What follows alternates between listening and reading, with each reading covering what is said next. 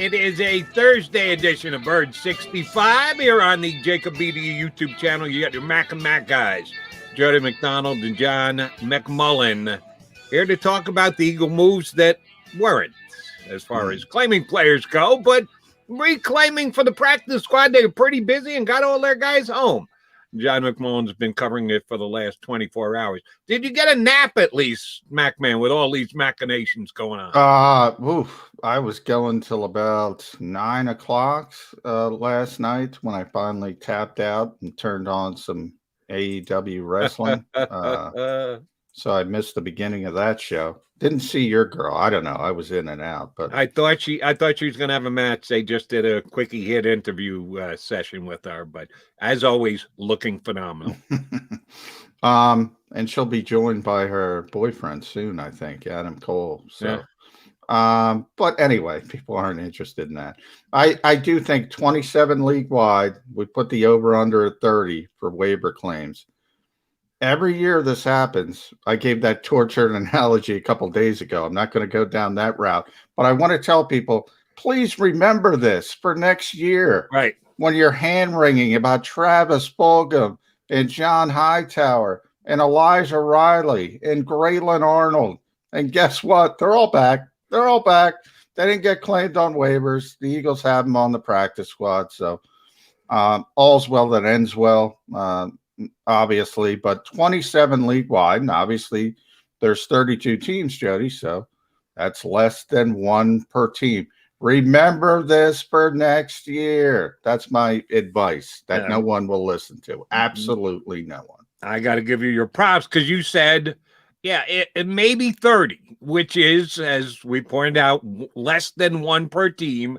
And damn, if it didn't come in 27, right near the number that you said prior to the all the claims being announced yesterday.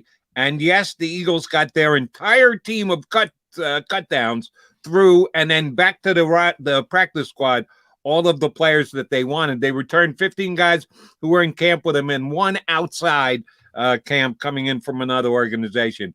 Let's go through them pretty quickly, JM, just again, keep people updated in case they don't know the numbers and some of the philosophy behind them. Jordan Howard, we wondered about, thought that the way that was handled during the preseason looked like he was going to be a member of the team. They chose not to. Not only that, all right, well, they could cut him and bring him back after a week. Well, they've already brought him back as part of the practice squad because you can do that with veterans now. And apparently Jordan Howard is cool with that because nobody else in the league was willing to go, we'll take Jordan Howard and put him on our regular roster. Yeah, and, Jordan was very honest when he came back here in the offseason. He admitted there was no interest in him around the league after coming off a really bad situation in Miami when he signed down there. Then he came back to the Eagles late last season.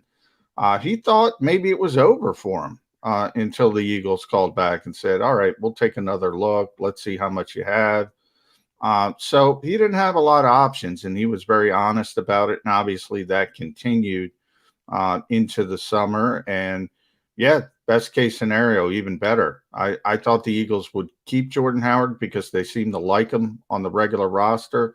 But at least early in the season, they got him on the practice squad.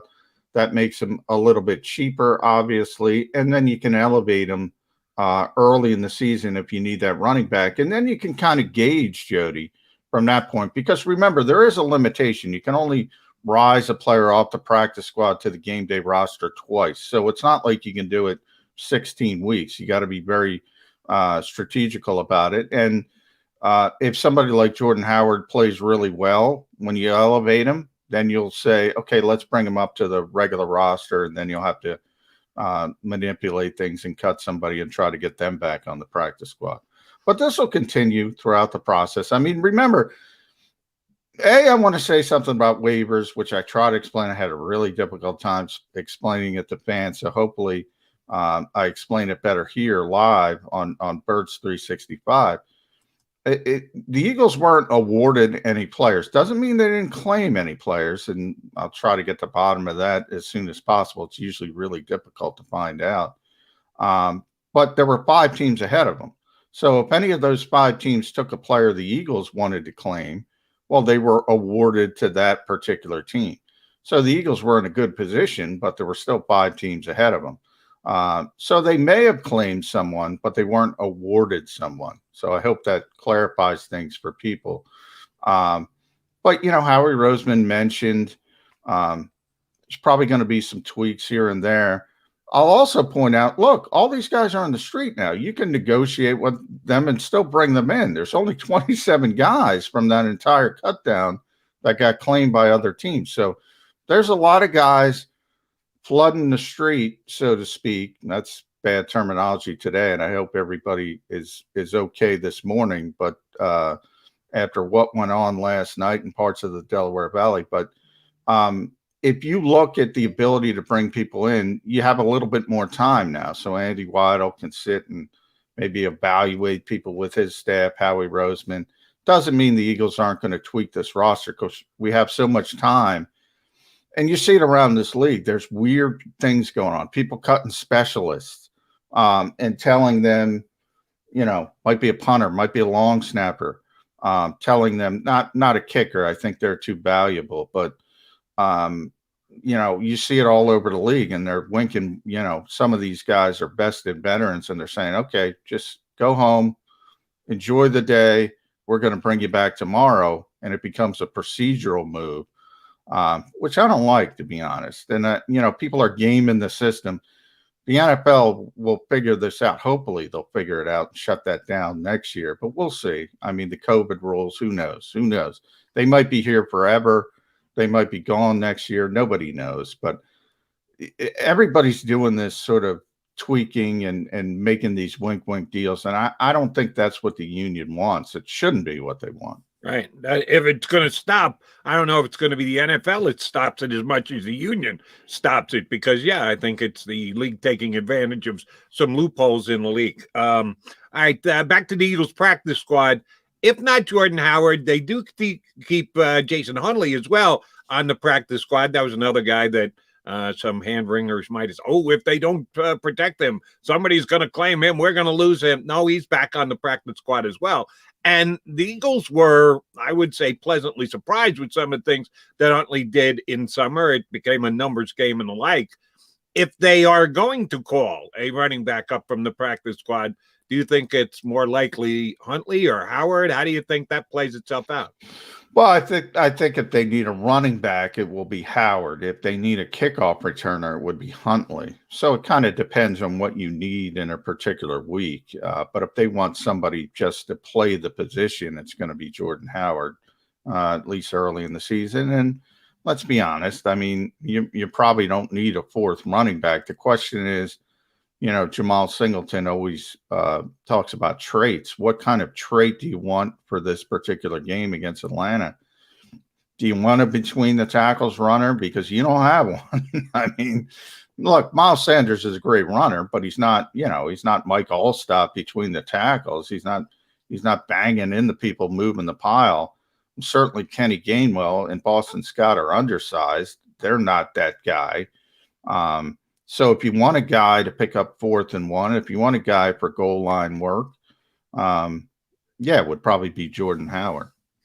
You and I talked about the Eagles and the wide receivers. Again, running back only kept 3 on the 53-man roster. Wide receivers only kept 5. And there were a couple of wide receivers picked off, including one by the Jaguars with the number 1 overall waiver pick, which the Eagles may have had interest in, but they didn't get him, nor did they get any other wide receiver. So they brought back the 2 wide receivers who were here last year, who were cut in Fulgham and Hightower. They can be contributing guys to this team. They accepted coming back to the practice squad pretty quickly. Is that a good sign or a bad sign? Because, again, some people thought I saw a couple of national people project Fulgham as a guy who could get claimed because he put up numbers last year. The numbers were people noticed him, and that's usually who gets claimed if you get noticed doing something. So, he was probably the Eagles player most likely to be claimed. But you do have to look at his history before those 5 weeks and after those 5 weeks. And other teams did that as well. He was a 6th-round pick coming out of Old Dominion, really bounced around. Before he got here, he was claimed off waivers early in the summer last year, way before the final cutdown when Green Bay, I think, released him and the Eagles took a flyer on him. So he's been bouncing around, and look, they were able to get him back, and hopefully they can get him back on track and sort of teach him that's what this coaching staff has been spun to us as teachers, good teachers. And maybe they teach him how to be a better practice player. Maybe they teach him how to be more consistent. And now you have more time to do that. So if you want to look at it that way, it's positive. The two slots that remain open, one of them's going to be, I believe Milton Wilson is the name. You might have it in front of you, Jody. Florida State defensive tackle. Right. He was in camp with Cleveland for most of the summer. They're also going to sign Keyshawn Johnson, not that Keyshawn Johnson, a different Keyshawn Johnson, who is a wide receiver as well.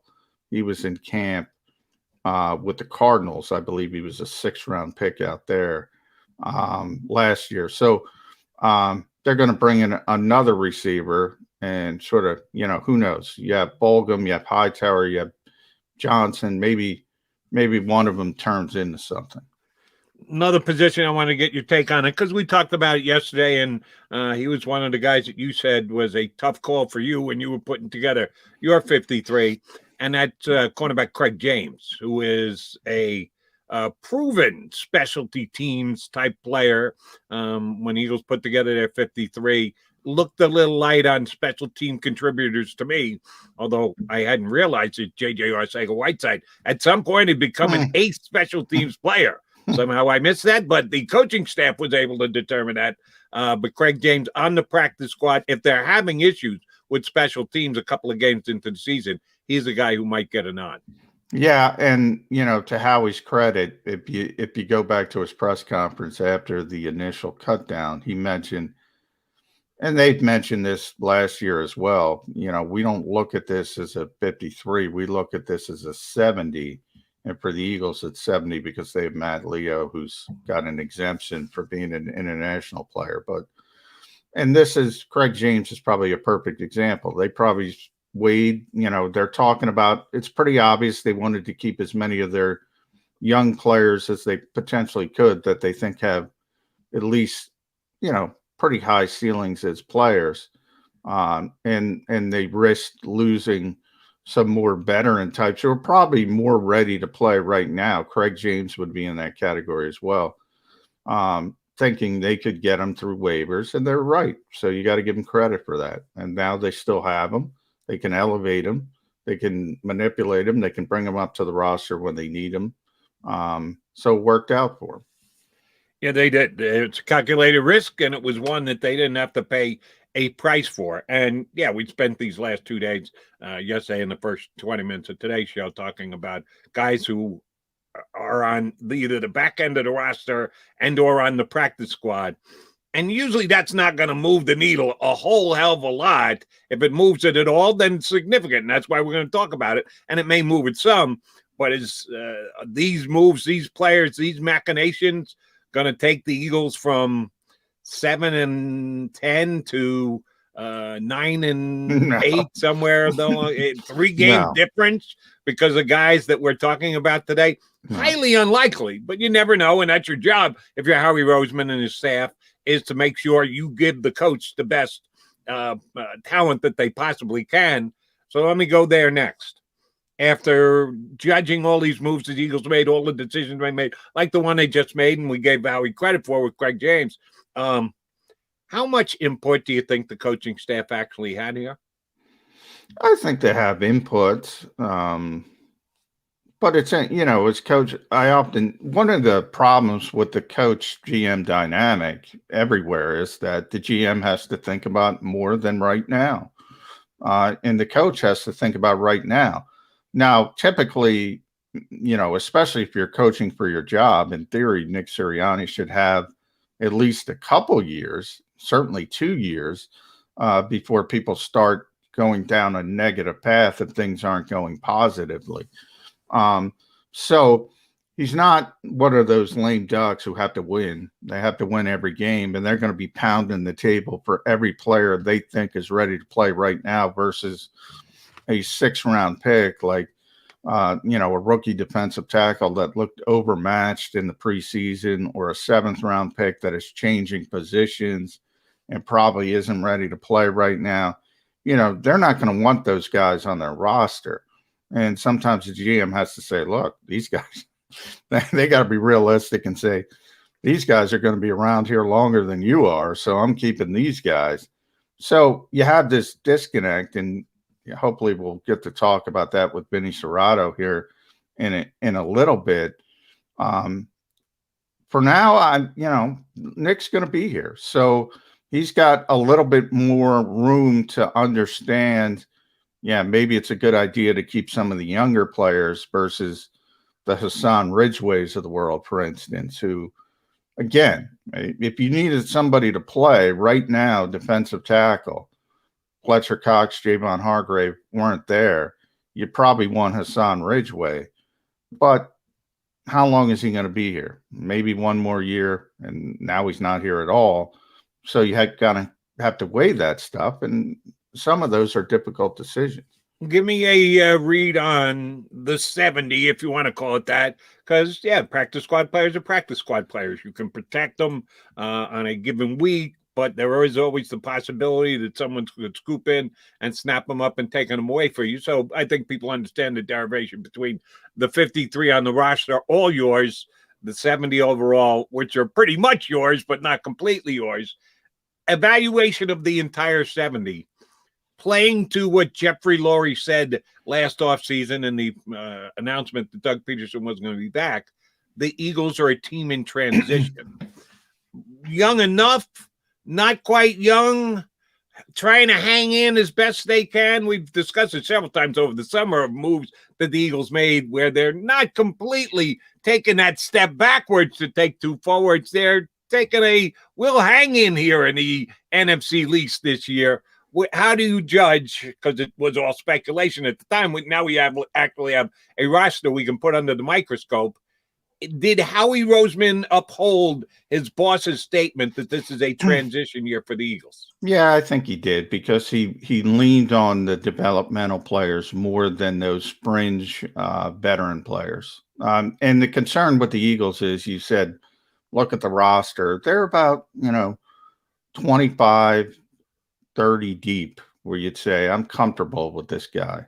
And if you think about it, there's 22 starters. So, if the wrong position gets hit hard, you're probably in trouble. But you got to start this process at some point. That's been the Eagles have been putting it off, trying to make another run. And obviously that really went negative last year with all the injuries. The good players on this team are all over 30, all of them. Yeah, almost. I mean, unless you want to bring in Miles Sanders and Dallas Goedert, and the potential of DeVonta Smith, but the proven guys, the completely proven guys, the Fletcher Coxes, the Jason Kelsey, Lane Johnson, Brandon Brooks, Brandon Graham, they're all over 30, all of them. So at some point it's going to end, and you got to start the process of repopulating to get guys. Zach Ertz is in that category as well, to get guys up to that level. And you can talk about the potential of Miles Sanders and Dallas Goedert all day long. I think they have tremendous potential. They're not those guys yet. They're not those guys. And neither is DeVonta Smith. You got to get those players to that position. And by the way, more young players. So right. You got to start that process. And a way to demark them would be Pro Bowl and or All Pro. And I know it's just a designation, but it does kind of mark you as a proven commodity. You're right. Dallas Goedert not there yet. DeVonta Smith hasn't taken a snap yet, but we all believe he's going to be of that level. Until you do it, you're not of that level. So I think your point is well taken.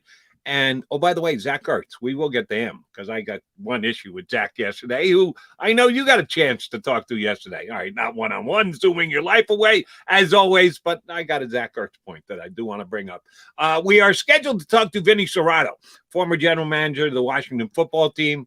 I guess I can say Redskins because when Vinny was there, they were the Redskins. He's scheduled to join us, talk show host in Baltimore, 103.5, 105, I always forget, 105.7. The Fan down there in Baltimore. I forget where you can find Vinny on the FM dial down there in Baltimore. Hoping to talk to Vinny. If not, come back and talk some Zach Ertz and Gardner Minshew with my partner, John McMullen. Johnny Mac here with you. You're listening to Birds 365. As a hardworking American, you've never experienced how tough life can be until now. A catastrophic injury while working on the job. A personal injury from someone else's negligence. Turned away by other law firms in the region who didn't bother to learn your story. It's time to meet the Fritz & Beyond Cooley Law Firm and managing partner Brian Fritz. Badly injured? Call the Fritz & Beyond Cooley Law Firm. Find out why they say, "We got this." The International Brotherhood of Electrical Workers, Local Union 98, is a proud sponsor of The Labor Show with J. Doc and Krause every Saturday night from 6 till 8 p.m. IBEW Local 98's highly trained and superbly skilled electricians are the best in the business, setting the highest safety standards in the electrical industry. So when you're planning your next industrial, commercial, or residential project, choose an IBEW Local 98 union contractor. Learn more at IBEW98.org. The savoring taste of a good bag of beef jerky is so enjoyable at any time of the day, as long as you can find it. Here's what we suggest. Pure Bull Beef Jerky is our answer, and soon it will be yours. Locally produced in the Philadelphia region, this high-quality, healthy protein snack is easy to secure. Go to steersnacks.com, and you'll see hot garlic, tropical heat, Pure Bull dry rub, and our favorite, Huck and Fod. What's that? Huck and Fod. Go now to steersnacks.com. I get scared sometimes. Of a lot of things. Joining in. Decisions. The dark. The dark. But I once heard someone say, But as I always say, it's okay to be afraid. as long as you face the fear. And keep moving forward. Wherever you are in life, count on the name trusted in insurance for over 80 years. Independence Blue Cross.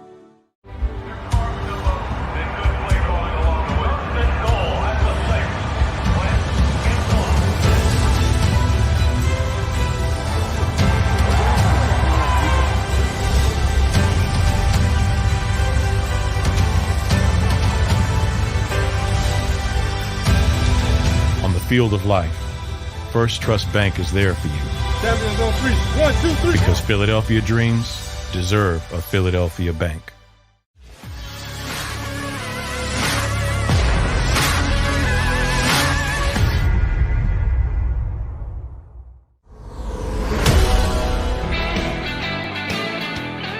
Birds 365 here on the JAKIB YouTube channel. You got John McMullen and Jody McDonald, your boys, hanging with you as the countdown is on. Mere 10 days till the kickoff of the Philadelphia Eagles 2021 season. Wow. Is that getting close, Johnny Mac? It's almost that's getting close. I get in the muck and I forget how close it is. Yes, we are that close. Along those lines, and we're hoping to connect with Vinnie Serrado, ex-general manager of the Washington Redskins and talk show host down in Baltimore. We've got 9 days until the kickoff, 10 days, whatever, build in the day of traffic. Bunch of practices for the Eagles between now and then.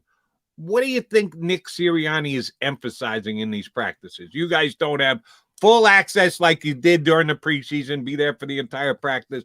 You have limited, you go in, you catch a little of it. You don't know what they're doing when you're not there. But I'm going to ask you guys, and you do get a chance to talk to the coach, so you can ask him questions, and he'll either reveal what he is working on or keep it a national secret. What do you think the Eagles most need to do practice-wise getting ready for the Falcons next Sunday? Practice. I'm joking. Practice a little bit more. No, that I'm being facetious. I was a little They're surprised. getting better 1% every day, McMullen. Yeah. Are you saying they should be getting better 2%? Is that what you're getting at? Well, no, just that they should be on the practice field a little bit longer. But, we've talked about that ad nauseum. That's what they believe in. And by the way, that's most of the league is now trending toward the way the Eagles do things, with some notable exceptions, generally very successful exceptions. But beyond that, I was a little surprised because we got Jonathan Gannon.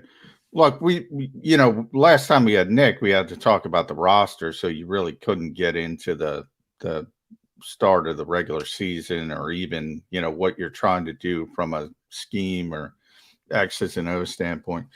But we did get Jonathan Gannon yesterday. We'll get Shane Steichen today and Michael Clay today. Jonathan was I was a little surprised because he said we haven't even started game planning for Atlanta. So you have some extra time, but they're treating this like a typical bye week in a regular season. And the players get the weekend off. You really game plan like you game plan any other week. You wait for the week of the game, and it seems like that's the way the Eagles are going to do it. In JG's case, I mean, he's got a long history with Arthur Smith. They're really good friends. They were on the Tennessee coaching staff together, so he kind of knows him, vice versa.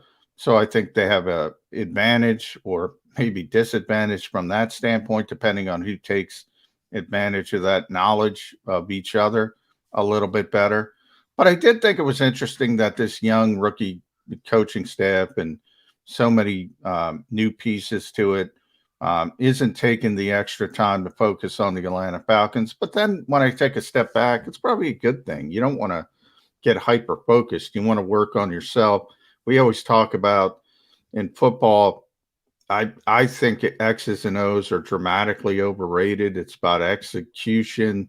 My buddy Colin Thompson always throws out the phrase because, and congratulations to Colin for making the Carolina Panthers again. But, it's about the Jimmies and Joes, not the X's and O's. Every football coach says that. It's about the players. It's about the players executing the plays you're calling, not about the plays you're calling. And I think Nick Sirianni, Jonathan Gannon are both smart enough to understand that. So the focus should be on preparing your own team, and that continues. This is like an extension of training camp, and next week they'll get into regular season mode. All right, it looks like we might not be able to get our buddy Vinnie Serrado up here, maybe a scheduling crossing of the wires. So let me ask you about Zach Ertz, who I was glad to see finally made available for you guys. Yeah, well, he's part with the world of Zach Ertz. He's part of the team now. Oh, there's so many interesting things happening here because Zach is as happy as he's ever been. There's been apologies. There's been bridges rebuilt. Everything's behind everybody. I know the head coach likes him because the head coach finally. Remember when Nick Sirianni got hired, it was on the assumption he wasn't going to have Zach Ertz, so he was preparing like he wasn't going to have Zach Ertz, and then all of a sudden Zach Ertz shows up for training camp, and he's like, "Oh, this guy's pretty good. I'm going to use him." So I think the head coach is happy. They seem to have connected really well. They talk basically every day before practice. It's obvious they get along very well. Zach has said he's never had more fun coming to work. So everything's copacetic. And, oh, by the way, speaking of, Vinnie Serrado, scheduling court there, I tried to get Matt Lombardo on the show as well. Couldn't get Matt. He's got another appointment that he had to get to. But, he reported in his column that what we were talking about, the Minnesota Vikings, when they lose Irv Smith, they called the Eagles. They called the Eagles about a tight end, desperate, and Howie's waiting there to pounce. Who'd they ask about? Not Zach Ertz, Dallas Goedert. Dallas Goedert. the Minnesota Vikings asked about. Now, I've been trying through back channels to figure out, because I used to cover the Vikings. I used to be out there trying to figure out what the truth is. Believe me, I certainly believe that team reached out to the Philadelphia Eagles. My guess is Howard Roseman said, hey, give us a first-round pick. And the Vikings kind of begged off, and they traded for one of the Jets tight ends, which is Chris Herndon. And that's how that shook out. But it's interesting. Now, Zach is smiling, and people are calling about Dallas Goedert. Boy, things changed dramatically. That's being part of the National Football League. Things can, in certain circumstances, change on a dime. And it doesn't mean the Eagles contemplated trading Dallas Goedert, but Minnesota may have asked about him. They ended up trading from Chris Herndon from the Jets, which I thought opened the possibility for the Jets to be a team that would be interested in Zach They Ertz. might be calling about Dallas Goedert. Who knows? Everybody's going to call about that, because all is well with the world with our boy Zach Ertz back here in Philadelphia. And I'm a happy guy, because, all summer long I kept pointing out, and Zach Ertz is still here. And Zach Ertz is still here, even though some of the media and outlets... everybody likes to take shots at the media. Feel free to take shots at us. Because people take shots at you and I, so yeah, I know, can join I in know, on it too. And people, And it Joe all comes down Embiid, to how you report it. And John, you're very good, but some other guys are a little forceful, and my sources tell me. And when it doesn't happen, you should be called on the carpet, whether it's by fans or other media members. When you get it right, take a bow. When you get it wrong, take the slings and arrows. There were a bunch of media outlets that had Zach Ertz gone in this town. Are you suggesting I shouldn't point that out? No, not at all. And I got, believe me, I got holes all over my body from taking arrows. It doesn't affect me. But what I'm saying is, it doesn't change the fact that Zach thought he was gone. Zach wanted out. The Eagles were trying to move him, and they didn't move. Like, both things can be true. Like, Howie stuck up and said, this is a good player. I want a day 2 pick for him. He got offers for day 3 picks, and he didn't pull the trigger. Zach, at that point, before he got in here, before he started the relationship with Nick Sirianni, he wanted the heck out. I mean, everybody saw that final press conference when he basically said goodbye, which he again admitted to. So my only point is, things can change. The vast majority of that reporting, and again, you have to take the individual. When you're saying some certain people are so forceful, I always try to couch things as correctly as possible. He did want out. The Eagles were expecting to move him. They didn't move him. And now he's back, and he's developed this relationship with the head coach specifically. And by the way, the tight ends coach, who Nick Sirianni out of nowhere mentioned, I think this is the best tight end coach in the league, and that's Jason Michael. He used to be a coordinator with the Titans, offensive coordinator. He likes the people he's working with, and all of a sudden things change. And again, both things can be true. It wasn't not true that Zach wanted out of here, and Zach and the Eagles were looking to move Zach. And by the way, Zach essentially confirmed that by saying, "Oh, there were apologies." If there were apologies, that means there was something to apologize for. Right. By definition. Except that one of the things that Zach Ertz said yesterday, which is the thing that actually annoyed me and bothered me, was, "Oh, this is where I always wanted to be. This is where I wanted to retire." No, it wasn't. As you just stated. No, he always said that, Jody. I will defend Zach. He said when he was, tearing up, as a matter of fact, and even before that, at the beginning of last season, his first where this all kicked off, he said, "I want to be here for the rest of my career. I want to retire here." I don't think that's reciprocated, essentially, and I'm paraphrasing. He said he wanted to be here. He didn't think it was being reciprocated. He didn't think the Eagles wanted him to be here. And by the way, I think he's right. So he did say from the very start he wanted to be here. Now, where it comes off the rails. At a certain point, he said, "No, I don't want to be here. Right. I don't want to be here." Well, once you say that, you say that. But he never said that publicly. He's savvy enough. Look, we just went through Joel Embiid yesterday. I mean, that's just dumb. Zach is savvy enough when it comes to his brand. You think about him and his wife, Julie. You know, I asked him about the inside-out shorts because I wanted to clarify that.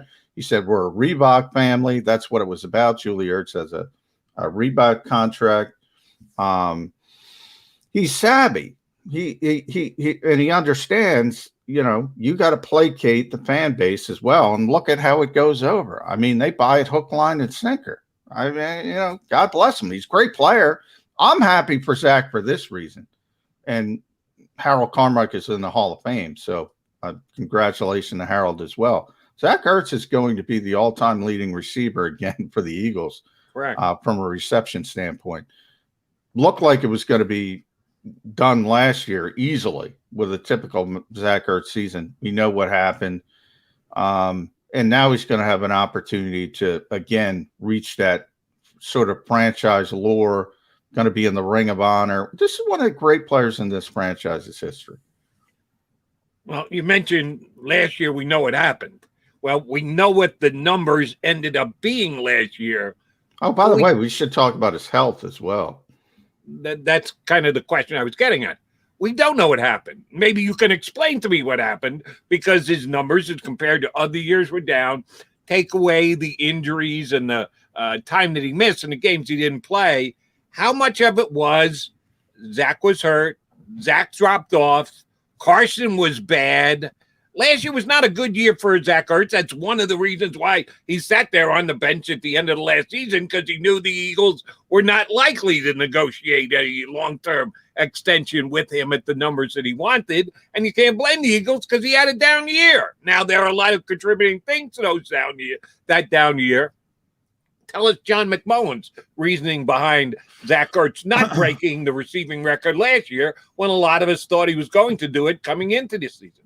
Well, at the start, I think all of those things entered into it. I mean, we all know Carson was terrible. I think Zach was very unhappy at the beginning of the season. I've talked about it a lot. It goes back to the playoff game after the 2019 season, where he played through a lacerated kidney, a broken rib. Shouldn't have played. You know, I'm surprised the doctors allowed him to play, to be honest. But he went out there and he did it. And then the contract came up, and we know how contracts work, Jody. If you're on the final year of your deal with no guaranteed money left, generally this has happened to Brandy Graham over the years, Lane Johnson, all these, you know, franchise cornerstone players. What you generally do is guarantee the money, maybe tack on a year, a voidable year, all the bookkeeping tricks Howie Roseman always does. The difference is he didn't do it with Zach Ertz. So Zach is like, well, why aren't you doing this for me? And that became the angst with the contract. So that started it. And I don't think Zach was there mentally. And I think he was very upset at the organization. Then as he got later, he hurt his ankle, which Lane Johnson mentioned a couple days ago as well.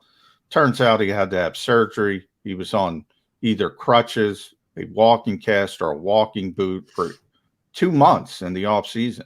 So when everybody was talking about where are the Eagles going to trade Zach Ertz, he wasn't even healthy. He was on crutches. He was in a cast. He was in a walking boot, trying to get better.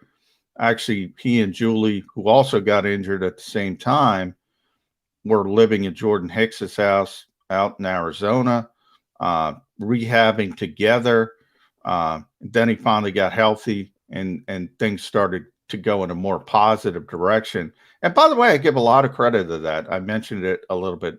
I think you got to give Nick Sirianni a ton of credit for that, because I make fun of him at times, but I also give him the benefit of the doubt. His core values, which, you know, I don't care about, but, you know, number one, he always says, is connecting with the players. he connected with Zach Ertz. Like, I don't think Zach Ertz likes Howie Roseman. I don't think he does. Now, I think they're professional, but I don't think he likes him. He likes Nick Sirianni. I think Nick Sirianni's a big part of why Zach Ertz is here and healthy and happy. I really do. So you got to give the head coach credit. I'm with you 100% that Sirianni should get credit for that because it is one of his core values, and he's pulling it off as a rookie coach, which isn't easy to do with some of the guys he has on the team that are already established stars in the National Football League, and Zach Ertz would be one of them. Let me ask you this about Zach Ertz and saying mentally focused. If part of the reason for his lesser season last year was that he wasn't completely there mentally, that he was perturbed with the organization, ticked off, call it whatever you want. I get that. I think that was a factor. How much of a factor? We can only guess. Zach knows better than anyone else. Yesterday sounded like all rainbows and lollipops, and he was in a good mood, and he was smiling all over the place, and he did, as a Reebok family, turn his shorts around. The fact that he is connected with Nick Sirianni, is he in the place where he can just go back to the level of Pro Bowl type tight end that he was? Surely he's a year older now, got through the injury he had, but all these injuries take their toll. Can Zach Ertz go back to being a top 2 or 3 tight end in the NFC type level this year, play-wise? That's a good question. I mean, I do think they want to play Dallas Goedert a lot. I don't think that this is an indication, and you bring in the trade rumor as well. I don't think that's necessarily an indication saying we're going to go with Zach, we're not going to go with Dallas. Dallas is still obviously much younger.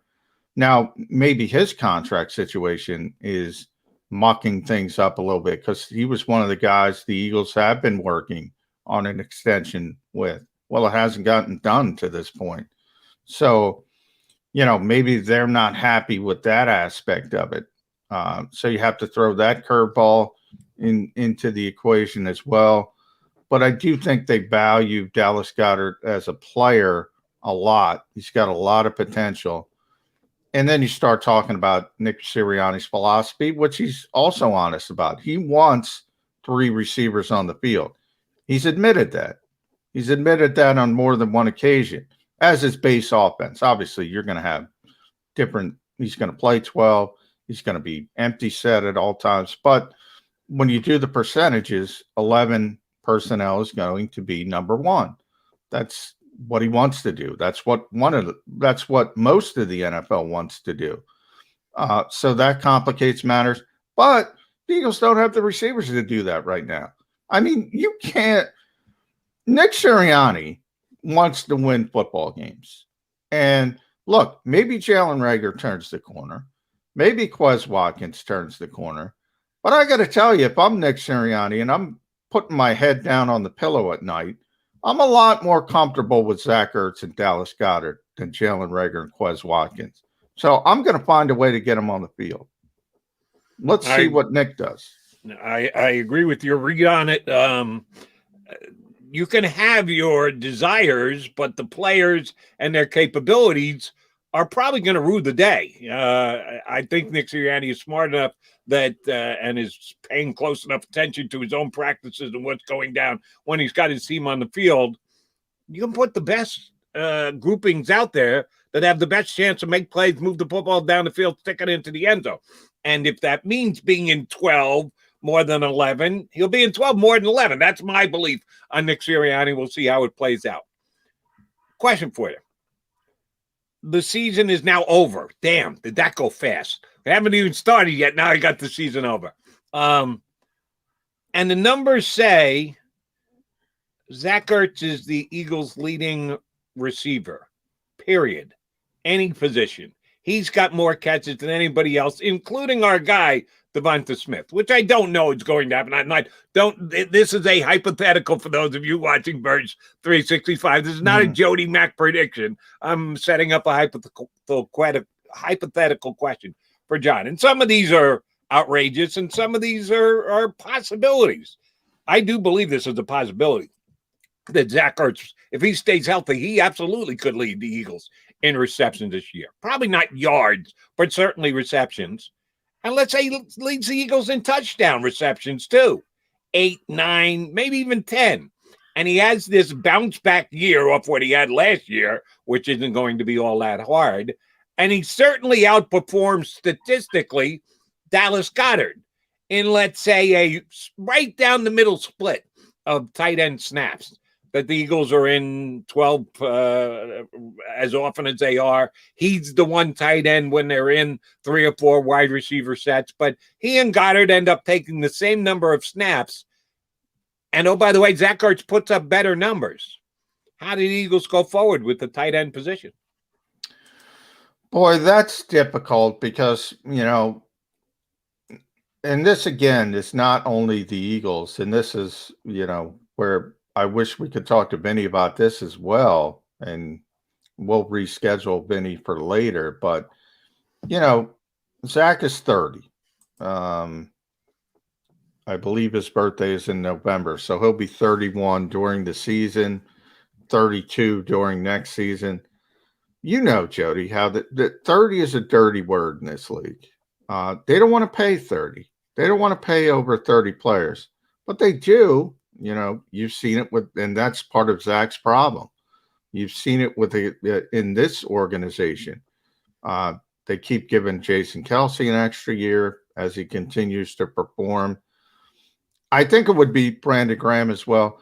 I think it would be a short-term situation like they've done with Jason Kelce and Brandon Graham and say, okay, we'll guarantee you 2022 at this particular number.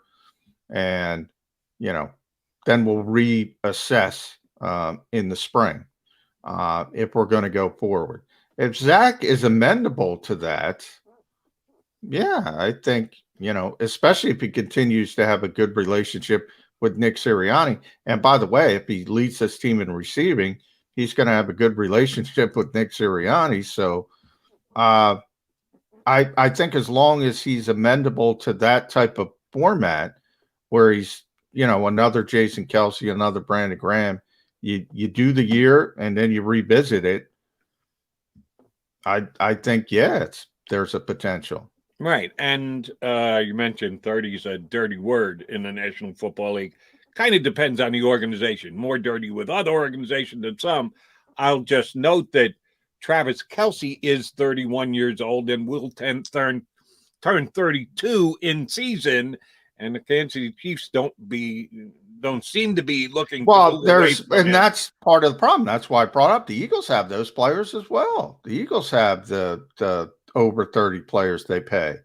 In general, though, teams want to go and build in those sort of safety nets with shorter term. Look, all NFL contracts are essentially even, basically 2 years, and then you can get out if you really want to get out. But they want to go really short term, and they want to go really essentially 1 year, revisit it, and we'll see where we are. But yeah, everybody's got their core group they're going to pay. But once you hit 30, and Zach is a perfect example of this because Zach has performed. No, he's not Travis Kelce, but he's right under. He's the next tier, right under Kelce and Kittle, or he had been until last year. Right. And the Eagles were already saying, I don't know. It's a difficult league when you get older, and you have to play at the level of a Travis Kelce to be a Travis Kelce. Bottom line. Understood. I just think he's going to have a bounce back year, major bounce back year. You're not going to have a Travis Kelce year. Never has. Yeah, probably not. No one has a Travis Kelce year in the National Football League. George Kittle. Kelce, so. Yeah, George Kittle. That's about it. All right, so I'll put it to you this way. Kelce to Kittle comparison, Kittle to Zach Ertz. Bigger drop-off between 1 and 2 or bigger drop-off between 2 and 3 in the comparison? Well, I think Kittle's the best tight end in football. You think he's better than Kelce? Yeah, because he can block. He's phenomenal. He's an all-around tight end. He's like Gronk in his prime. He's that type of tight end. Now, the problem is he's gotten injured. But if George Kittle at his height, I mean, oof, that was a tough guy. Kelsey's phenomenal as a receiver, but he's a flex receiver. He's not going to help you in the other aspects of the game. Now, if you ask me who the best receiver is, yeah, it's Travis Kelce. I think he's now remember, he's a tight end in theory. 5 straight seasons, I have to look it up. 5 straight seasons over 1,000 yards, Travis Kelce. I think Zach has one in his career. How does that declare him as a non-tight end? He catches the ball too much to be considered a tight end? No, he's flexed out. I mean, when you look at how Kansas City lines up, again, we talk about 11 personnel. I say all this time, 12 personnel. You're going to see week 1 with Kyle Pitts. He's called a tight end. People label him a tight end. Travis Kelce's labeled a tight end, which really hurts him from a monetary standpoint. But he really plays flex receiver the vast majority of the time. So it's just a labeling system. George Kittle can line up on the edge and block defensive ends and win. And he's probably the only tight end. Maybe Gronk can still do it, but at his age, who knows? I mean, George Kittle is the film on that guy is just unbelievable. I mean, he's a dinosaur. He's an old school wide tight end that catches the football like a flex receiver. I think he's the best receiver. I think he's the best tight end in football. And if you go back to 2018, when he had, I think, he had Kelce numbers as a receiver, it wasn't even close. Last year, he was injured. He only played. So he didn't come close to putting up Kelce. Which that's part of the problem. When you're that physical, and it happened to Gronk as well. But when you have those guys at that level, you saw it with Gronkowski. I mean, look, everybody was shooting for second place when he was clicking on all cylinders. Split out tight ends, inline tight ends. How many feet are we talking about here? I understand lined up butt to butt. Yes, you're an inline tight end. It's not where they're. It's the blocking. It's what they offer the offense is the blocking. The old school tight ends, the Mark Bavaro types. He was always my favorite tight end. Those guys don't exist anymore. Rob Gronkowski, George Kittle. That's it. The other guys can't block, and they get in the way. They occasionally do some things. They work. They try. These guys can blow people off the football. These guys can block defensive ends. If you ever get a chance to watch one of the great edge rushers, whoever, Chandler Jones, Khalil Mack, these big Daniil Hunter, those types of players, watch when they put tight ends on them. It's embarrassing. Not with George Kittle, not with Gronk. That's the difference. Kelce can't do that. Ertz can't do that. That's the reason why the Eagles love Dallas Goedert so much, because he's more in that frame. He's a really good blocker, and they think he's got the potential to be a really good receiver. Those guys are dinosaurs. All right, but let me ask you this. On any given play, take Goddard and Kittle that you'll call as truly blocking tight ends. How many plays do you think a coach would be acceptable of them going one-on-one against a defensive lineman in pass blocking? A handful of times a game, not often, but it's really nice to be comfortable enough to do that, especially on the backside. If you're running a play to the other side, it's really, really nice. It's a luxury. Let's just put it that way. But it's more about the running game more than anything else, because if you got a tight end that can seal the edge, or you're ahead of the game. You see all these manipulations. Sean McVay is probably the best at this with motion, and you bring receivers and running backs, and you have coming across the formation. You want the wham block. You want all this trickery just to get one guy blocked. When you can say, okay, just go block that guy.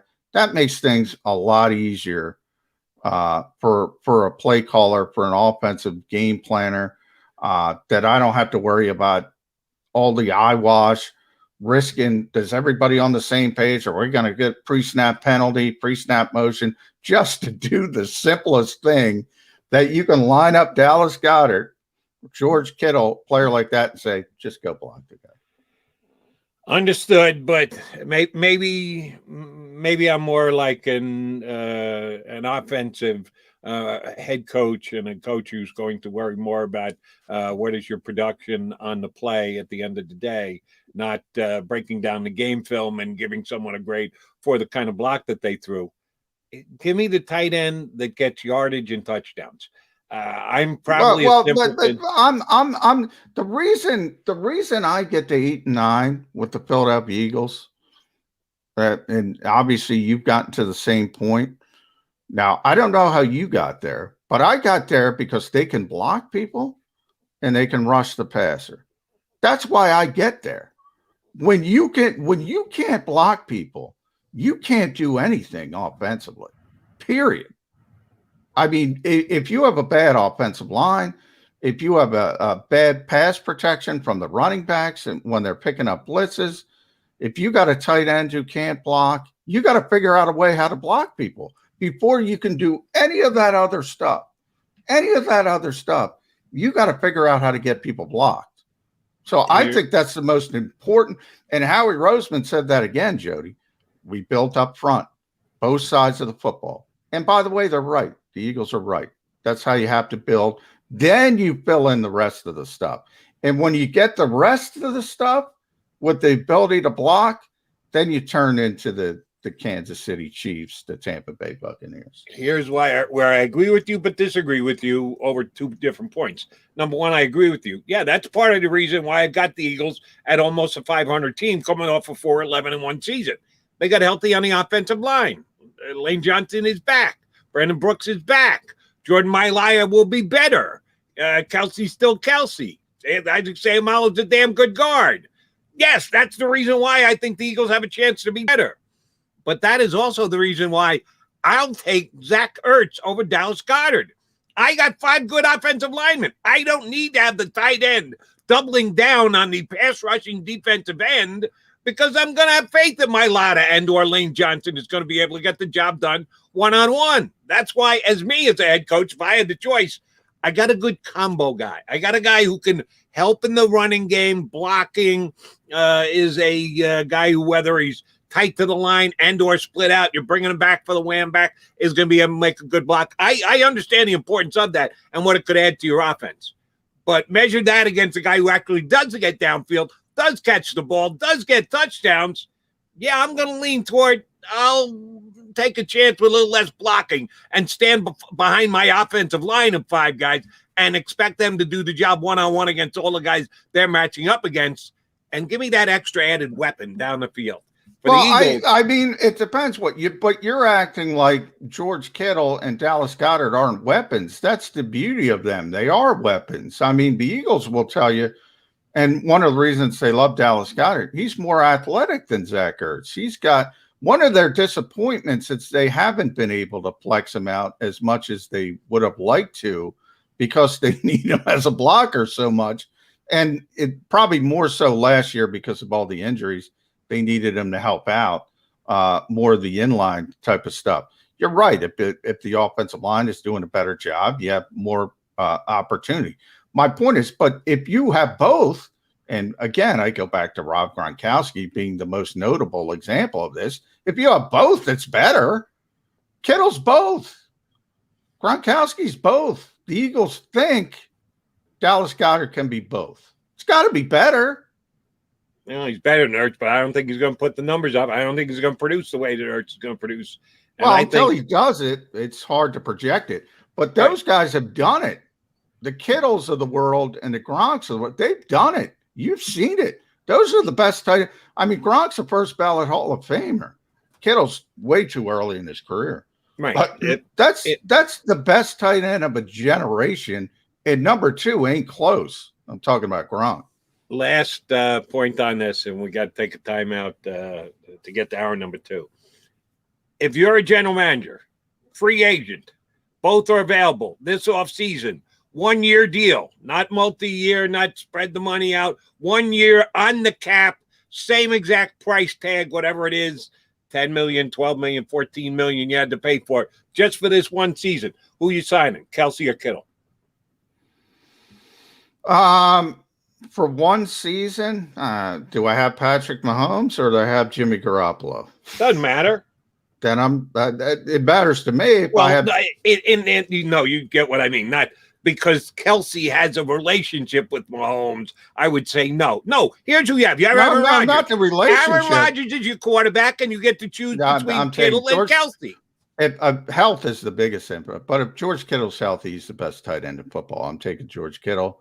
I take George Kittle with Patrick Mahomes. I'm saying I take Travis Kelsey with Patrick Mahomes over George Kittle with Jimmy Garoppolo. That's what I was saying. Right. If it's in the vacuum, each is playing with the same quarterback, same system. Yeah, it's Aaron Rodgers. It's not a quarterback that either one of them know. You're the Packers. You got a chance to sign either of those two guys. Which one you signing? If healthy, George Kittle is the best tight end in football. Right. I'm going to take Travis Kelsey for 1 year. I'm going to try. I got a guy who can throw the football like Aaron Rodgers. Oh yeah, give me another weapon. Give me the best receiving tight end in football. Everybody loves numbers and stats. Oh yeah. I want the best football player. George Kittle is the best tight end in football, as his contract tells you. That's the standard. That's now the standard because everybody knows in this league who the best tight end is. And right now it's George Kittle. And Kelsey isn't a bad blocker. He's just not he's Kittle. He's a very good player. And that people are going to take this. No, I think Johnny Mac froze up on us. All right, we'll get that settled and worked out. We'll take a quick timeout to start hour number 2 here on Birds 365. As a hardworking American, you've never experienced how tough life can be until now. A catastrophic injury while working on the job. A personal injury from someone else's negligence. Turned away by other law firms in the region who didn't bother to learn your story. It's time to meet the Fritz and Beyond Cooley Law Firm. Number 2 is pretty good. Partner Brian Fritz. Badly injured? Call the Fritz and Beyond Cooley Law Firm. Find out why they say, "We got this." The International Brotherhood of Electrical Workers, Local Union 98, is a proud sponsor of The Labor Show with J. and Krause every Saturday night from 6 till 8 p.m. IBEW Local 98's highly trained and superbly skilled electricians are the best in the business, setting the highest safety standards in the electrical industry. So when you're planning your next industrial, commercial, or residential project, choose an IBEW Local 98 union contractor. Learn more at IBEW98.org. The savoring taste of a good bag of beef jerky is so enjoyable at any time of the day, as long as you can find it. Here's what we suggest. Pure Bull Beef Jerky is our answer, and soon it will be yours. Locally produced in the Philadelphia region, this high-quality, healthy protein snack is easy to secure. Go to steersnacks.com, and you'll see hot garlic, tropical heat, Pure Bull dry rub, and our favorite, Huck and Fod. What's that? Huck and Fod. Go now to steersnacks.com. I get scared sometimes. Of a lot of things. Joining in. Decisions. The dark. The dark. But I once heard someone say, But as I always say, it's okay to be afraid. as long as you face the fear. And keep moving forward. Wherever you are in life, count on the name trusted in insurance for over 80 years. Independence Blue Cross.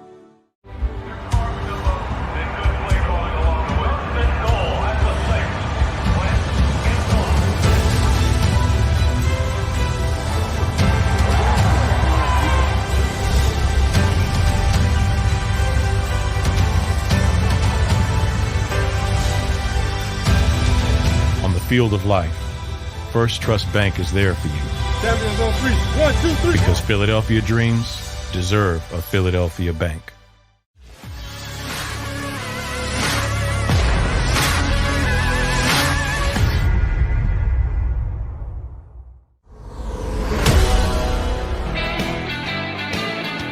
Mega guys here on Bird 365. We'll stick around for another hour. We're going to get our buddy Jeff Kerr, CBSSports.com, to join us.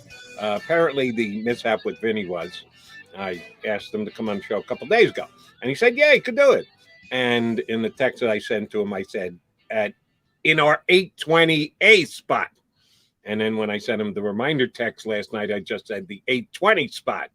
And Vinny has been on my CBS show a bunch of times. And on CBS, I'm on Sunday nights, 8:20 p.m. So Vinny thought this was a p.m. spot we were doing. He didn't know. He didn't go back to the first text I sent him, which said a.m. So he's at the dentist today getting his teeth fixed. So unfortunately, crossing of the wires on scheduling. Vinny will try and get him back up sometime next week. We hope Jeff Kerr.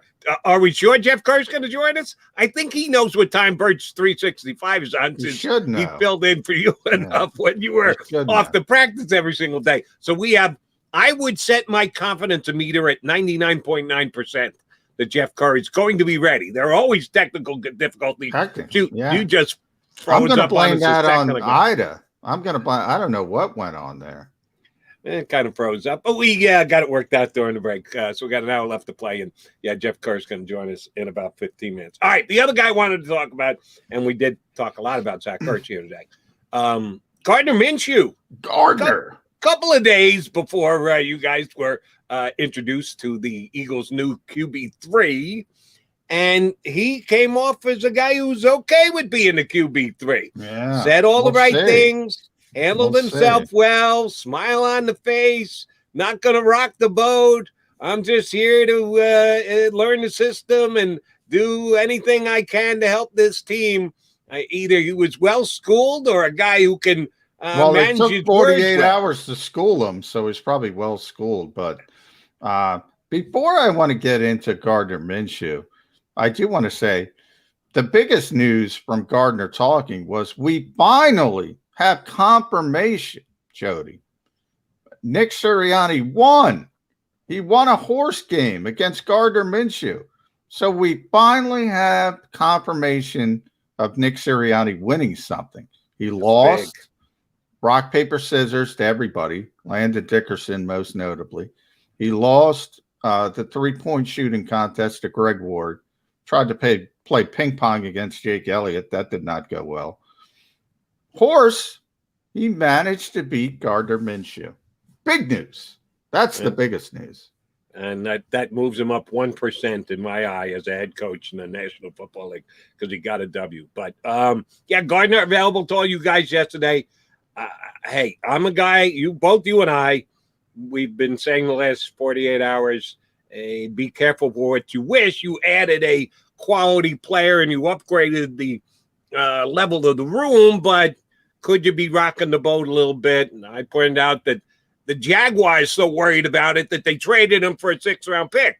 I'm sorry, keeping Gardner Minshew would have made the Jaguars a better team. And unlike Jeff Lurie, I don't think they're worried about being perceived as a team going backwards. They're 1-15. They want to get better. They hired Urban Meyer to get better immediately. And Gardner Minshew, if the quarterback goes down with an injury, week number 2, Gardner Minshew would have given him a bad chance to do so. They didn't even want to go there. They were ready to go with C.J. Beathard and said, let's get our 6th-round pick and get out. So I got to believe, at least in part, that's Gardner might have rocked the boat a little bit. He didn't rock the boat at all yesterday, John.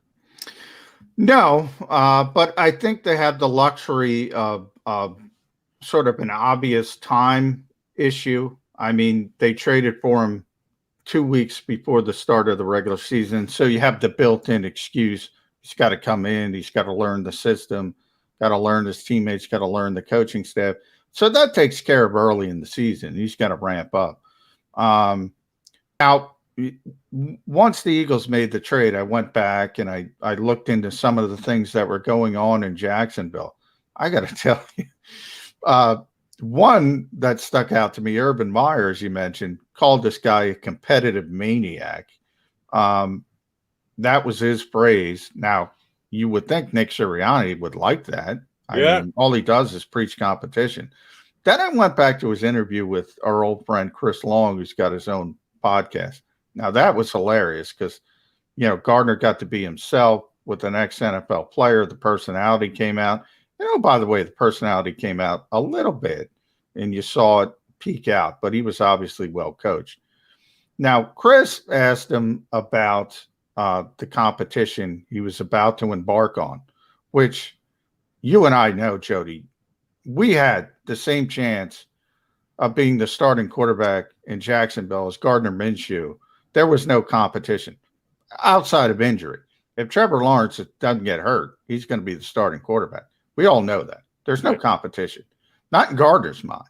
So Chris Long went to him and said, what are you doing to prepare for this competition? I would have laughed asking that question. Gardner took it obviously serious. And he said he hasn't taken a shit since it started because he doesn't believe in number 2. Right. So number 2 unacceptable. Yeah, number 2 I've told that story a couple times here since Gardner has been acquired by the Eagles. Yeah, you got it exactly right. I was paraphrasing. So number 2 is not acceptable. Number 3 is acceptable? Come on. By the way, what is number 3 when it comes to movement? I'm both. not sure. When you got to go, take a know what. You also take that you add 2 and 1. But 1 plus 2 is 3. Yeah. Okay, got you. But if 2 is not acceptable, I'm pretty sure 3 is not going to be acceptable. And we got a situation. If you remember last year during training camp, truncated as it was, Carson Wentz was the starter, obviously, but Nate Sudfeld was the backup. A lot of people forget that. No, Nate's the backup. Nate's the backup. Nate's the backup. Regular season comes here. No, Jalen Hurts is the backup. I think you're going to see a similar situation. They're going to say, Joe's the backup. Joe's the backup. Then one day we're going to show up and Gardner's going to be the backup.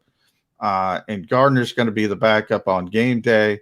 And then you're a step away. Now, what can that step be? Most obvious would be injury. Other, as with Carson Wentz last year, ineffectiveness. This guy's not happy being a number 3 quarterback. He didn't come here to be a number 3 quarterback. Oh, by the way, I do think his value is a little bit overstated because of his statistics. I don't think this is a high-level prospect by any stretch of the imagination. When you're gauging him against a player like Trevor Lawrence, for instance, but I think that same way of Jalen Hurts. So I think in a lot of ways they're on the same platform.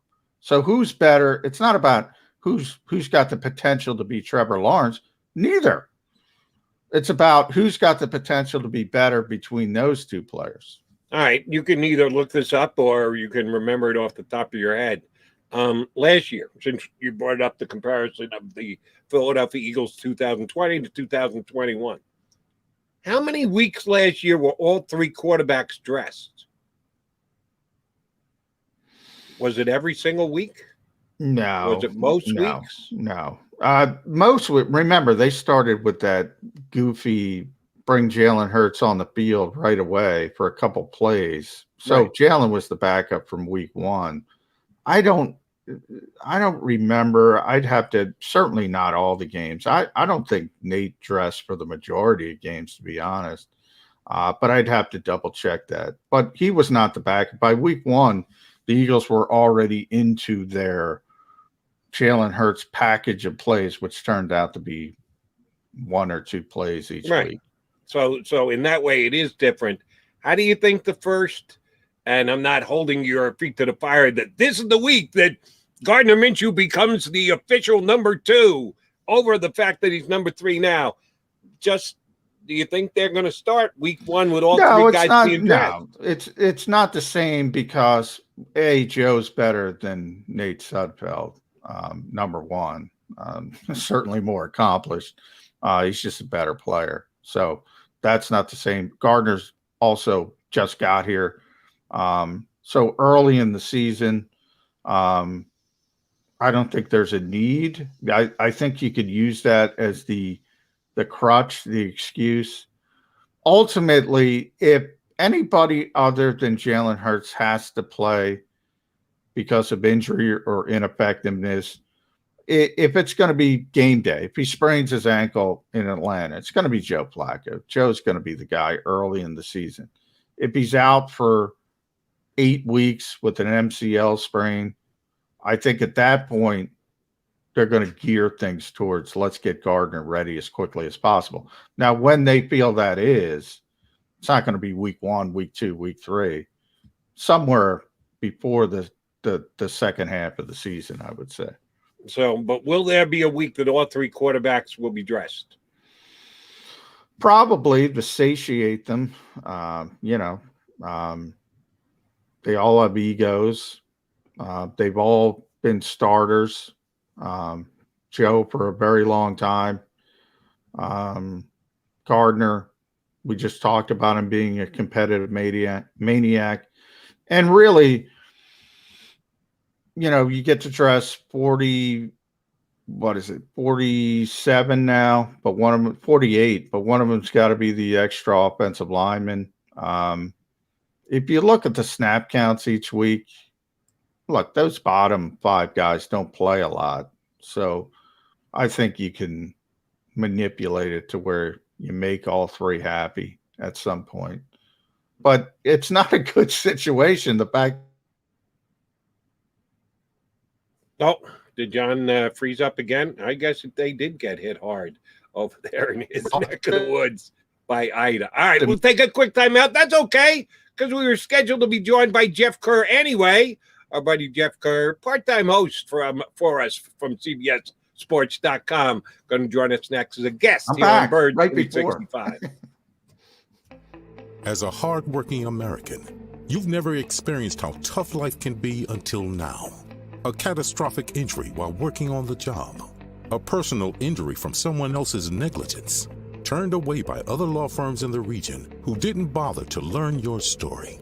It's time to meet the Fritz & Bianculli Law Firm and managing partner Brian Fritz. Badly injured? Call the Fritz & Bianculli Law Firm. Find out why they say, "We got this." The International Brotherhood of Electrical Workers, Local Union 98, is a proud sponsor of The Labor Show with J. and Krause every Saturday night from 6 till 8 p.m. IBEW Local 98's highly trained and superbly skilled electricians are the best in the business, setting the highest safety standards in the electrical industry. So when you're planning your next industrial, commercial, or residential project, choose an IBEW Local 98 union contractor. Learn more at IBEW98.org. The savoring taste of a good bag of beef jerky is so enjoyable at any time of the day, as long as you can find it. Here's what we suggest. Pure Bull beef jerky is our answer, and soon it will be yours. Locally produced in the Philadelphia region, this high-quality, healthy protein snack is easy to secure. Go to steersnacks.com, and you'll see hot garlic, tropical heat, Pure Bull dry rub, and our favorite, Huck and Fod. What's that? Huck and Fod. Go now to steersnacks.com. I get scared sometimes. Of a lot of things. Joining in. Decisions. The dark. The dark. But I once heard someone say, But as I always say, it's okay to be afraid. as long as you face the fear. And keep moving forward. Wherever you are in life, count on the name trusted in insurance for over 80 years. Independence Blue Cross.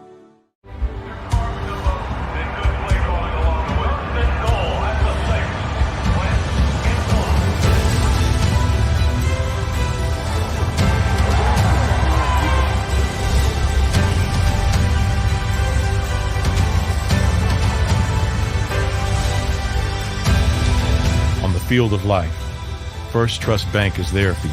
Champions on 3. 1, 2, 3. Because Philadelphia dreams deserve a Philadelphia bank.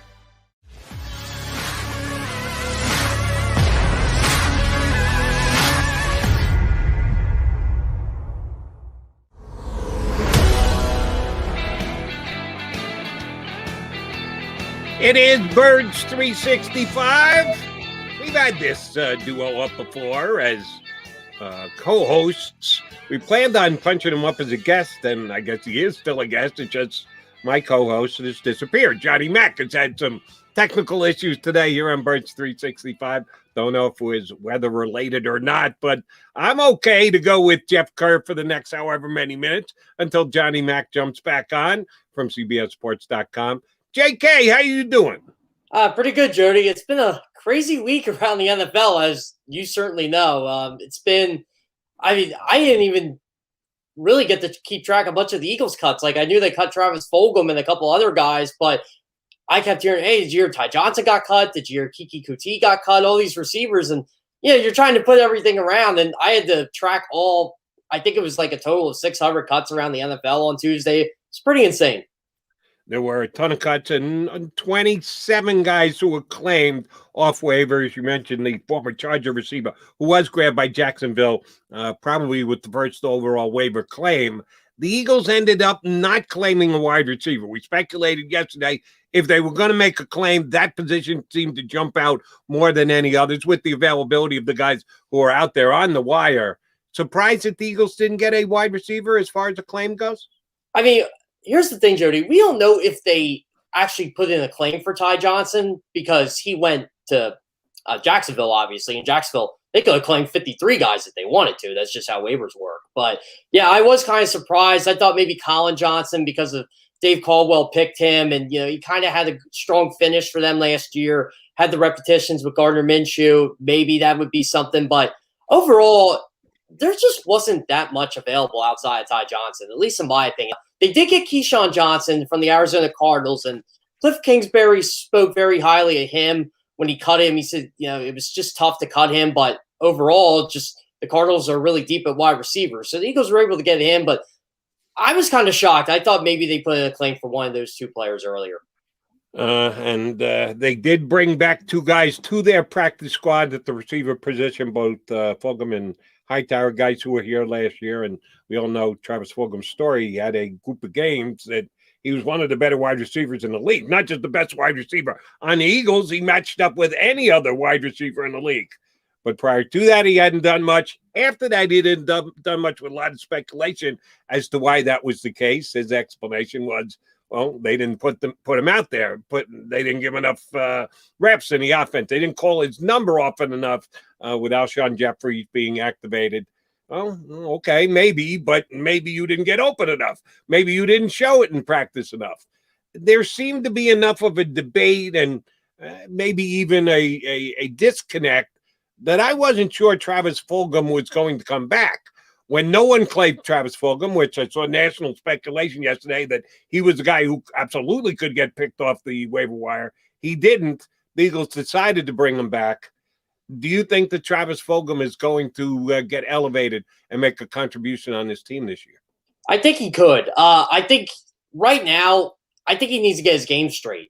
It seemed like his excuse was, as you pointed out, Jody, the whole Alshon Jeffrey thing. Well, they just didn't play me. They played Alshon over me. Well, no, you had a game where you played like 95% of the snaps and you had one catch for 8 yards. And then they went to Alshon Jeffrey, and he had like 7 catches for 110 yards or around that number the last 7-8 games of the season. And that's just not good. That's J.J. Arcega-Whiteside territory. And ultimately, it came down to special teams, and Arcega-Whiteside probably earned his job over that, and the fact that he had a really good last preseason game, and Fulgham didn't, but he just struggled, and it continued on throughout training camp this year. It's, Johnny Mac obviously pointed out, he was barely getting any reps. He was with the second team at some point. So I'm like, I wonder if this guy's going to get claimed by anybody, and he obviously didn't. And when I was talking to just a couple people around the league, they were like, okay, everybody thinks it was more of a 5-game fluke, or,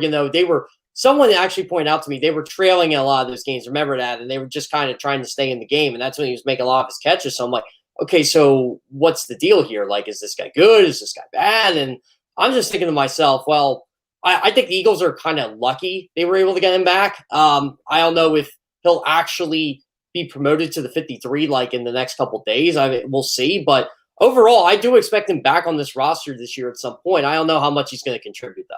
You referenced J.J. Arcega-Whiteside, who certainly made the team. We know he was a second-round draft pick. You mentioned that he had that good final exhibition game, but John's reports from practice all year long, inconsistent certainly would be a way to describe him again. Then again, the only guy who was consistent practicing all the time seemed to be Quez Watkins. So you can put all the wide receivers into that same category. But Arcega-Whiteside gets a spot on the roster while Hightower and Fulgham have to go practice squad. How much faith do you have that we actually see an improvement in J.J. Arcega-Whiteside this year? If there is an improvement, I'm going to give full credit to Nick Sirianni, Aaron Moorhead, Shane Steichen, and those guys, and even Jalen Hurts, because the Eagles have gotten practically nothing out of this guy. And I know everybody likes to point out DK Metcalf. Well, other teams passed on DK Metcalf too. The Indianapolis Colts with Paris Campbell, the Arizona Cardinals with Andy Isabella, who, again, Steve Keim swallowed his pride a little bit. I know Isabella was on the COVID list, but he was a second-round pick, and he kept him over probably a guy like Keyshawn Johnson, who you could argue should have been on the Cardinals over Andy Isabella just based on his skill set. But they like what they saw out of Isabella his second year or his first year in the league, and the averaging over 20 yards per catch, and they decided to hold tight, keep faith in him. And I think that's what the Eagles are looking at right now. I think the maturation process for a wide receiver does take longer in the NFL. It's kind of like a defensive end. He could break out this year. I don't think that's going to be the case. But overall, I think what J.J. Arcega-Whiteside just needs to do, at least in my eyes, to be a guy who can contribute to his football team, catch the football in the red zone. Like, find a way to get open 2 or 3 times a game and make your mark. I'm not asking this guy to be a superstar anymore. I'm just asking him to be competent, just be a factor, which he clearly hasn't been. I don't think he's done anything really since Carson Wentz's first when he beat the Cowboys in Week 16. That first catch he made to kind of get that upset going, the first play of the game. That's the only time I think he's done something of relevance for this football team. He can find a way to just help this team or step up when one of these guys get hurt, because it's the NFL. Everybody's going to get hurt. So I'm looking at it as, look, just do your job. But overall, they need help at that wide receiver position badly. And they only ended up keeping 5, which did surprise me a little bit. And the only thing that surprised me even more was that they kept only 3 running backs, because Nick Sirianni did during the preseason mention that they're going to be a team that attacks with running back by committee, that it's not going to be a bell cow back system where one guy is the lead guy and everyone else is just sprinkled in. He wants to get production out of all of his running backs. Well, that shouldn't be that hard because he's only got 3. Most teams keep a minimum of 4. Some even will go as far as 5 if they got a fullback. But that's not part of the Eagles' concepts. 3 running backs. We know Miles Sanders is the lead dog. How is Sirianni going to make this work? If you get them out into the flat and you throw them the football and they're part of the pass game, that's good, but you're also putting them as much at risk doing that as running them between the tackles. How are the Eagles going to get through with only 3 running backs? Well, this is what I'm curious, Jody, and maybe McMullen pointed this out earlier, but have they put Tyree Jackson officially on the IR yet? I don't believe so. Well, maybe it's going to happen. It's going to happen, but it just they don't need to do it until whatever day, Tuesday, whenever the day is that they decide, all right, we need to have all of our practice guys in place. It's going to happen. There's no way he's going to be active. It doesn't make sense to have a guy on the 53, even if he's just inactive. We know it's going to happen. The only question is, how long is Jackson going to be out? That's what I'm curious about. See, when they do eventually put him on IR, I wonder if that clears the spot up for Jordan Howard to come back, and then they have their 4 running backs. Because I thought it was big he was able to come back to the practice squad. I mean, he could have went wherever he wanted, but really, who wants him at this point? It just seems like the only team that is interested in him is the Eagles. And I'm beginning to wonder, okay, so will that extra roster spot go to a running back, or maybe they acquire a wide receiver in the next couple of days? But overall, yeah, I like the 3 they got, obviously. I think Scott's going to contribute this year. Kenny Gainwell, I think that this was a sign that Kenny Gainwell's going to have a much bigger role. He was great in that last preseason game, and Scott was to an extent. It's kind of crazy to think that Miles Sanders may be the worst pass-catching back out of the 3 of them, and he's honestly a really good catcher when he catches the football. So, yards after the catch are going to be big for this offense. I think they're going to really rely on those 3 to kind of get the passing game going. If Jalen Hurts can connect on those swing passes and, kind of get – I think we're going to see a lot of screens, kind of Andy Reid-esque this year. So I'm really curious to see how they use all 3 and how they balance their snaps. But I wouldn't be surprised if Jordan Howard or Jason Huntley or someone like that got elevated over the next couple days. Running back is definitely a possibility. Wide receiver also. And I think, can you go with just 5 cornerbacks if you're facing off against a team that's going to be in 4 wide receiver sets plenty? And, oh, by the way, some people would believe with their new tight end, it's going to be 5 wide receiver sets. They could be 4 wide receivers and Pitts who split out. They're not going to have them inline blocking. So I would think that you need as many DBs as you can get your hands on. If you're asking me what position do you think is going to grab Tyree Jackson's spot when he moves to IR, I think somewhere in the defensive backfield might even grab a precedent just for week number 1 against Atlanta than either the extra running back or the wide receiver. Yeah, that is an excellent point. Just because Kyle Pitts, I think they recorded he has the biggest wingspan of any receiver in NFL history, and he's a tight end. So, that's going to be really scary to see how they defend Calvin Ridley, a Russell Gage, a Kyle Pitts. It's going to be tough to go with 5 cornerbacks. You're going to have to get a hybrid guy in there somewhere. Maybe that's why they kept as many linebackers as they did, or they're trying to dangle one around so they could trade for a defensive back. That's what's going to be interesting for me. I just don't know outside of, and again, I like their top 4. I just worry about like a Josiah Scott, or maybe they bring back Craig James from the practice squad, elevate him. That was a surprise cut to me, Jody. That was the one where I was like, okay, like what are they doing here? I know he was injured a little bit in camp, but I kind of figured he was going to stick around. So did I. John and I discussed that at length, and I think John said in his pick the 53-man roster competition that he's in versus other Eagle beat writers, that was one that he did get wrong because he thought Craig James was going to make it. All right. I do want to get your take on the Eagles QB3. John and I were discussing him before we punched you up. I'll give Gardner Minshew credit. I guess I'd give the Eagles some credit too, because they waited a couple of days before they made him available and probably schooled him pretty well on what the Philadelphia media was going to ask. And he gave all the right answers. He checked all the right boxes. Both John and I had a little concern that he's a competitive guy who's going to come in here and rock the boat a little bit. Didn't sound like that yesterday.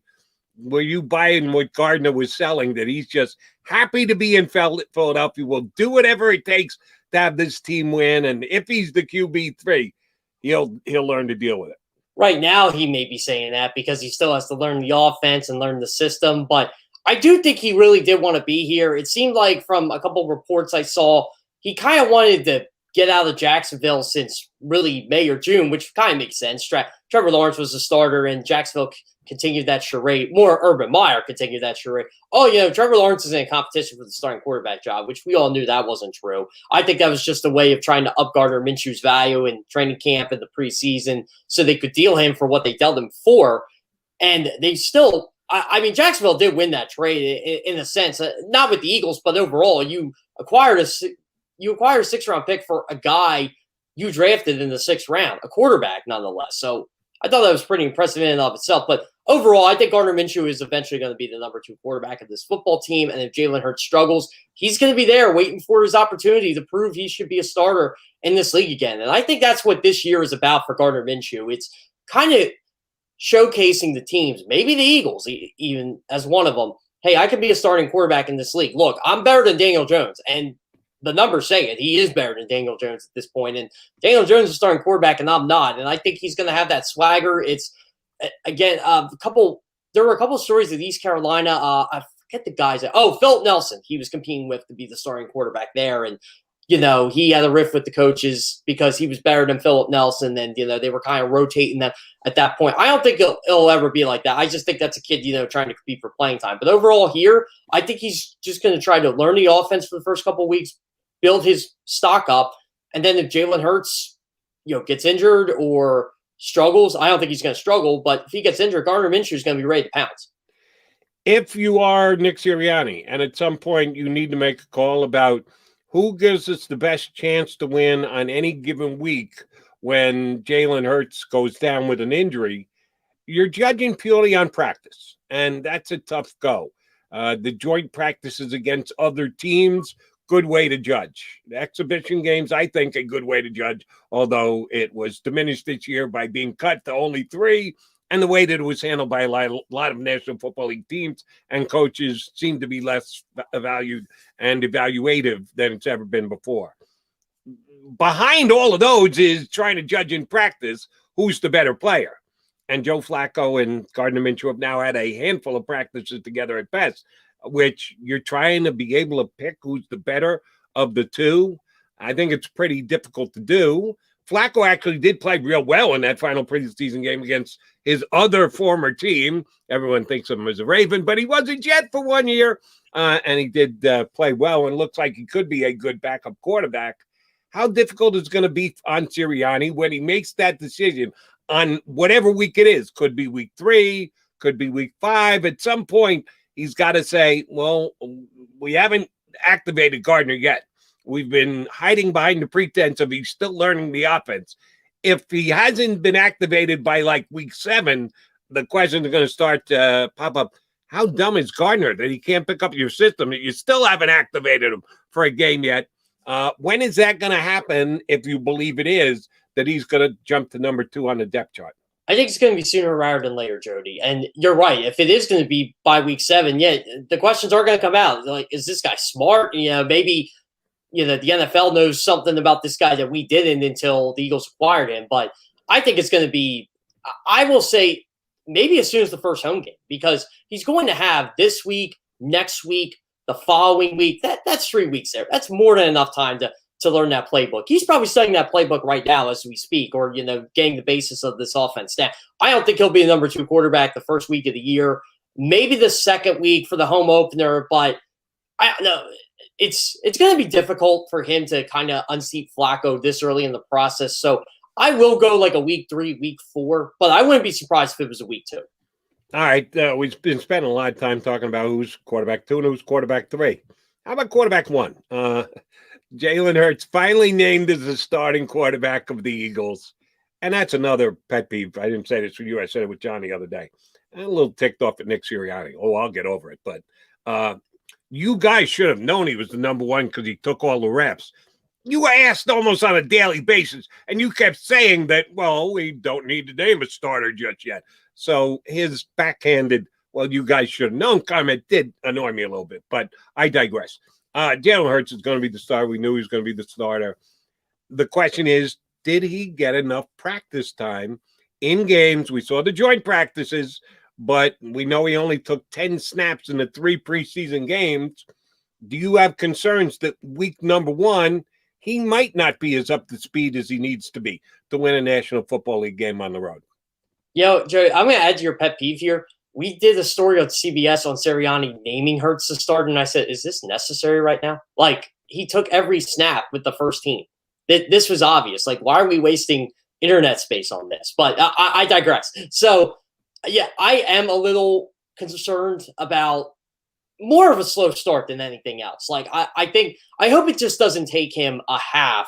He goes like 4 for 12 in the first half or like 50 yards and barely makes any plays, and the Eagles are trailed by 14 at halftime because he did not play in the preseason. And Sirianni can say all he wants about those practices, and I agree. They do play first team versus first team in their practices, which is a little different than how Doug did it.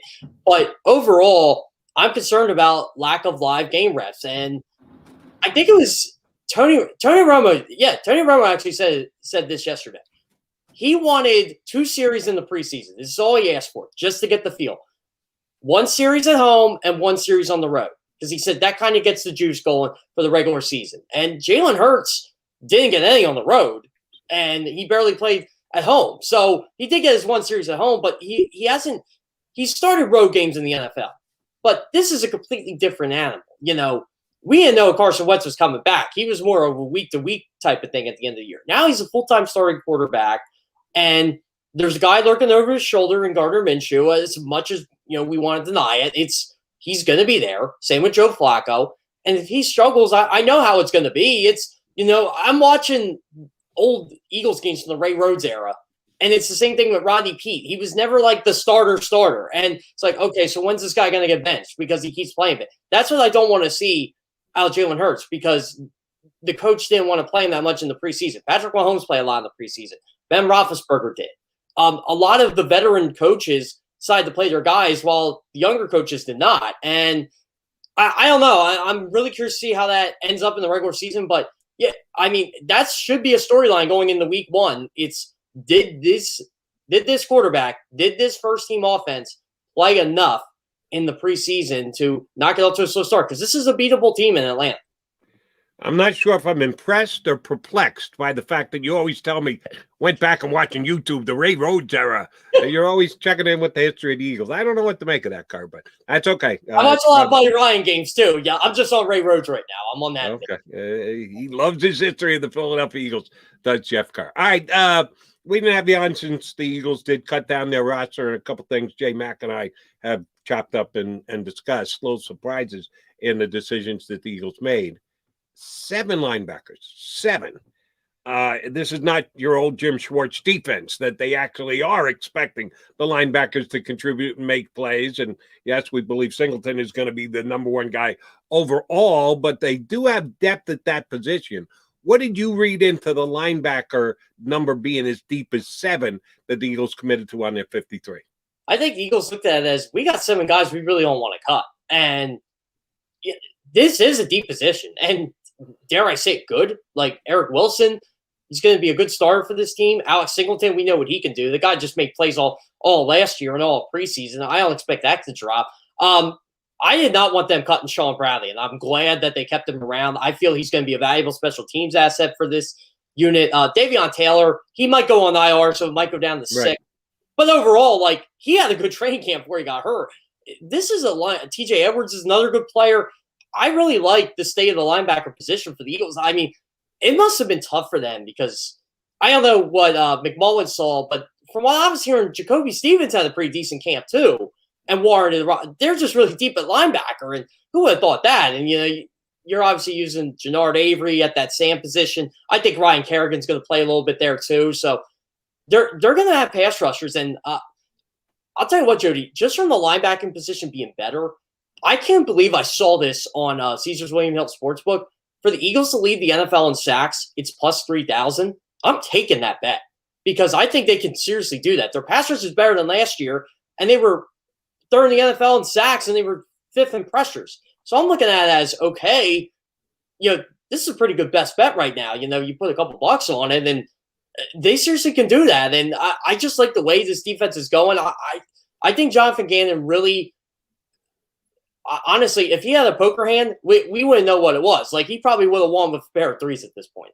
30-1 is a damn good play. If you're accurate on those odds, I would maybe ask you to slice off a little piece for your buddy, Jody Mack here. I'd go in on you.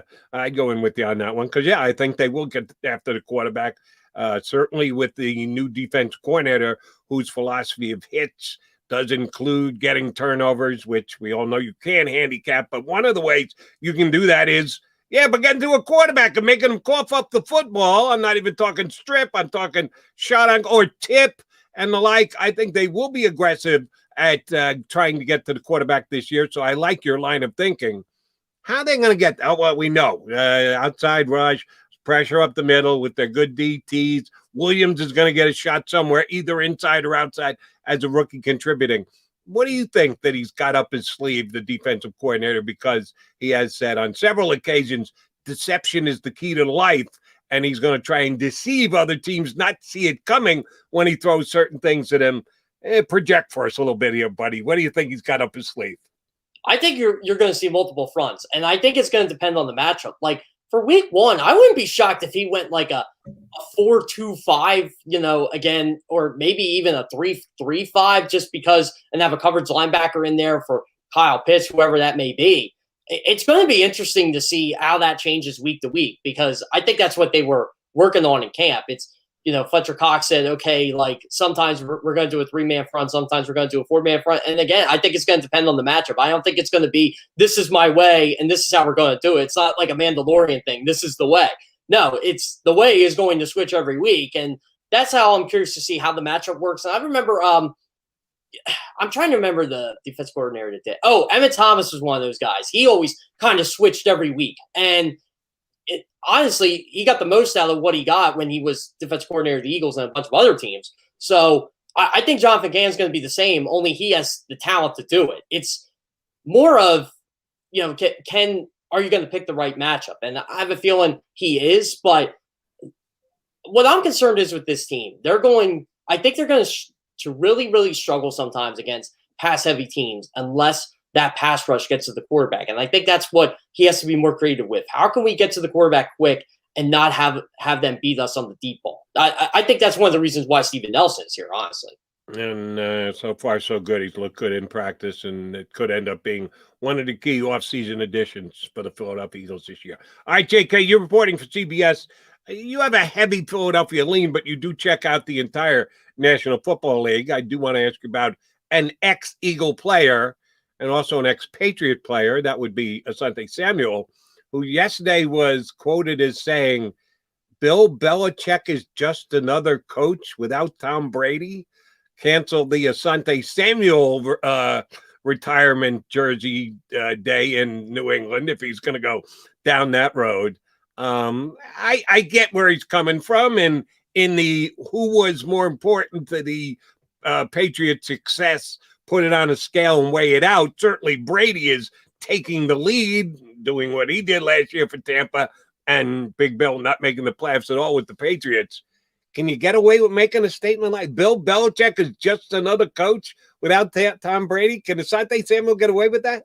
I mean, if he really wants to dig deeper into this, I have a graphics package for him that shows, he's 60-71 without Tom Brady, or it's around those numbers. He's under 500 without Tom Brady as his quarterback. I think he only has one playoff win, if I'm correct, without Tom Brady as his quarterback. But overall, I kind of wanted to say to Asante Samuel, because I've talked to him in the past, Brady and Bill should have an extra Super Bowl, but I don't want to relive a Super Bowl 42 memory for him, because he dropped the pass from Eli Manning that would have sealed the game literally right before David Tyree had the helmet catch. So, I don't know. I don't think Asante Samuel was well liked in New England. I don't think he, really wanted to come back there, obviously, because he signed that big deal with the Eagles. But, Bill Belichick, he'll probably brush it off. And honestly, Asante Samuel helped Bill Belichick beat the Philadelphia Eagles in Super Bowl 39, because I remember going in that game and starting thinking to myself, okay,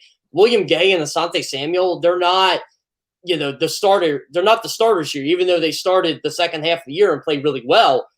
I thought Don McNabb and T.O. and Todd Pinkston and all those guys could basically torch them, and they threw for a lot of yards against them, but they were able to make a lot of key plays on third down. So Asante Samuel was really beneficial to that defense over the years, and maybe Asante Samuel is coming off with, okay, Brady was the big reason for it, and maybe he was kind of critiquing the Patriot way, but that defense is really good those first three Super Bowls, and they were really good in the year they started 18-0. So I don't think, again, and I am one of the big proponents, the Patriot way was Tom Brady, but let's not discredit the defense and the should-be Hall of Famers on that defense. I think Richard Seymour is going to be one of those guys that eventually gets in. Like Teddy Bruschi will not be a Hall of Famer, but he was a pretty good linebacker. Lawyer Malloy was a really good safety for that team. Ty Law, again, I'm pretty sure he's in the Hall of Fame. I got to double-check that. But, he was really good for them. There were a lot of guys. Maybe Asante Samuel's going off the fact that a lot of those guys on those defense were in that Super Bowl against the Packers in '96. Man, I'm really curious to see what he truly meant by that than just a blanket statement. Glad to say smart minds think alike, because doing shows in New York, you can tick off Giant fans pretty quickly when you get the Giants were a little lucky to win that Super Bowl. And I'm not referencing the Tyree catch, because there's a little luck involved there too, but it was also a hell of an individual effort by Tyree to keep composed, keep focused, and be able to put it to his helmet. Yeah, Asante Samuel dropped an interception. It was in his hands. He makes that pick. He got a different. That's where the luck came in. The luck of the Giants winning that game was more the Asante Samuel drop than the actual Tyree catch. But again, going forward, we were supposed to have Vinnie Serrado on, former Washington general manager, and now does talk shows down in Baltimore. I want to get into this with him. I'll get into it with you instead. I'm a big John Harbaugh fan. I like the coach a lot. I think he's great. He continues to win preseason games. I'm sure he wishes he could add them to his regular season record. He does have a Super Bowl championship in his back pocket. That's the toughest division in the AFC, bar none. Cleveland, Pittsburgh, the Ravens. Cincinnati has the right to be better. It all comes down to Burrow's health, and we'll see about that. I don't think they're a playoff factor, but they could be better and be a little bit of a bigger pain in the butt to everybody else in that division. Ravens severely compromised to start the season with their offensive weapons. We know they lose Dobbins the entire year. Yesterday, we find out 2 wide receivers starting the year on IR, Bateman and Boykin. If you were going to think about picking Baltimore in that division, it became a little bit more difficult with the injury announcements that they came out with yesterday, didn't it? Yeah, and irony is, Jody, I picked Baltimore to win that division. And still, or before the injuries came out? This is before Dobbins. So I made my pick to CBS, and they asked, do I want to change it? And I'm stubborn, so I said no, because okay, good for you. I like it. Yeah, I'm pretty high on Gus. You're going to be wrong, but I like it just the same. I could be really wrong here, but I was all in on the whole J.K. Dobbins, Gus Edwards thing. I think Gus Edwards now is going to have a monster year because I thought he was really good to begin with. And now you got Lamar in there. And again, everybody likes to get on Lamar for his throwing ability. Who's he throwing to? Like, he has no one. He has Marquise Brown and Sammy Watkins now, and that's about it. Because you said Bateman's out, Boykin's out. Mark Andrews is going to have a big year again at tight end. He'd be a guy, if you didn't make your fantasy draft yet, that'd be a guy I would probably draft just on that merit. But overall, their defense is still really good. I think Pittsburgh is still going to be good. I really liked what I saw out of Najee Harris and that offensive line this preseason. Getting Joe Schobert from Jacksonville, I think, is a big move for them. Cleveland's good. They're going to be good. I don't think Cleveland's going to take a fall from last year because Kevin Stefanski's a really good coach, and he knows how to make Baker Mayfield more of a game manager. Like, he made him a game manager, but he's like a good game manager. Like, he can beat you with his arm. Because Baker Mayfield was done before last year. Like, I thought it's okay. This guy might be a bust, and Kevin Stefanski fixed him, and that's what good coaches do. So they're going to be in on it, but overall, it's tough to bet against John Harbaugh and Lamar Jackson. And I think the key for this team is they are really, really good on the road, and they're really good at home. And I think 12 wins is going to be enough. I think Baltimore is good enough to get 12 wins. I don't know if they're going to be a Super Bowl team or not, but I think in this division, teams are going to beat each other up, and Baltimore is good enough to withstand all that heat. Very difficult division. I think the NFC West is the toughest division in all of football because I think all 4 teams could potentially be playoff teams. In the AFC North, I think 3 out of the 4, sorry, Cincinnati fans, could be in a playoff conversation. So those are the 2 toughest. All right, we're going to get our final time out of the day in. Johnny Mac's still having serious technical issues. Hopefully he's okay. His neighborhood apparently hard hit last one night with Ida. His whole neighborhood is down power-wise. So we were lucky enough to have Jeff Kerr ready to rock and roll. He'll come back and help me put a bow on the show here on this edition of Birds 365. As a hardworking American, you've never experienced how tough life can be until now. A catastrophic injury while working on the job. A personal injury from someone else's negligence. Turned away by other law firms in the region who didn't bother to learn your story. It's time to meet the Fritz & Bianculli Law Firm and managing partner Brian Fritz. Badly injured? Call the Fritz & Bianculli Law Firm. Find out why they say, "We got this." The International Brotherhood of Electrical Workers, Local Union 98, is a proud sponsor of The Labor Show with JAKIB and Krause every Saturday night from 6 till 8 p.m. IBEW Local 98's highly trained and superbly skilled electricians are the best in the business, setting the highest safety standards in the electrical industry. So when you're planning your next industrial, commercial, or residential project, choose an IBEW Local 98 union contractor. Learn more at IBEW98.org. The savoring taste of a good bag of beef jerky is so enjoyable at any time of the day, as long as you can find it. Here's what we suggest. Pure Bull beef jerky is our answer, and soon it will be yours. Locally produced in the Philadelphia region, this high-quality, healthy protein snack is easy to secure. Go to steersnacks.com and you'll see hot garlic, tropical heat, Pure Bull dry rub, and our favorite, Huck and Fod. What's that? Huck and Fod. Go now to steersnacks.com.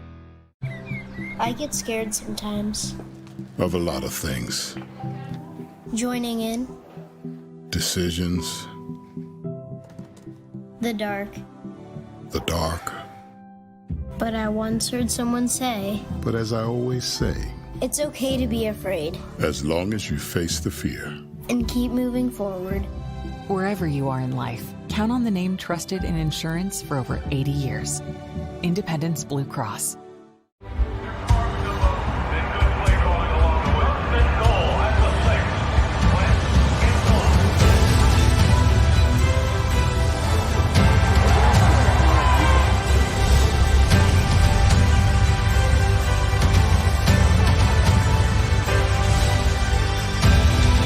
On the field of life, First Trust Bank is there for you Champions on 3. 1, 2, 3. because Philadelphia dreams deserve a Philadelphia bank.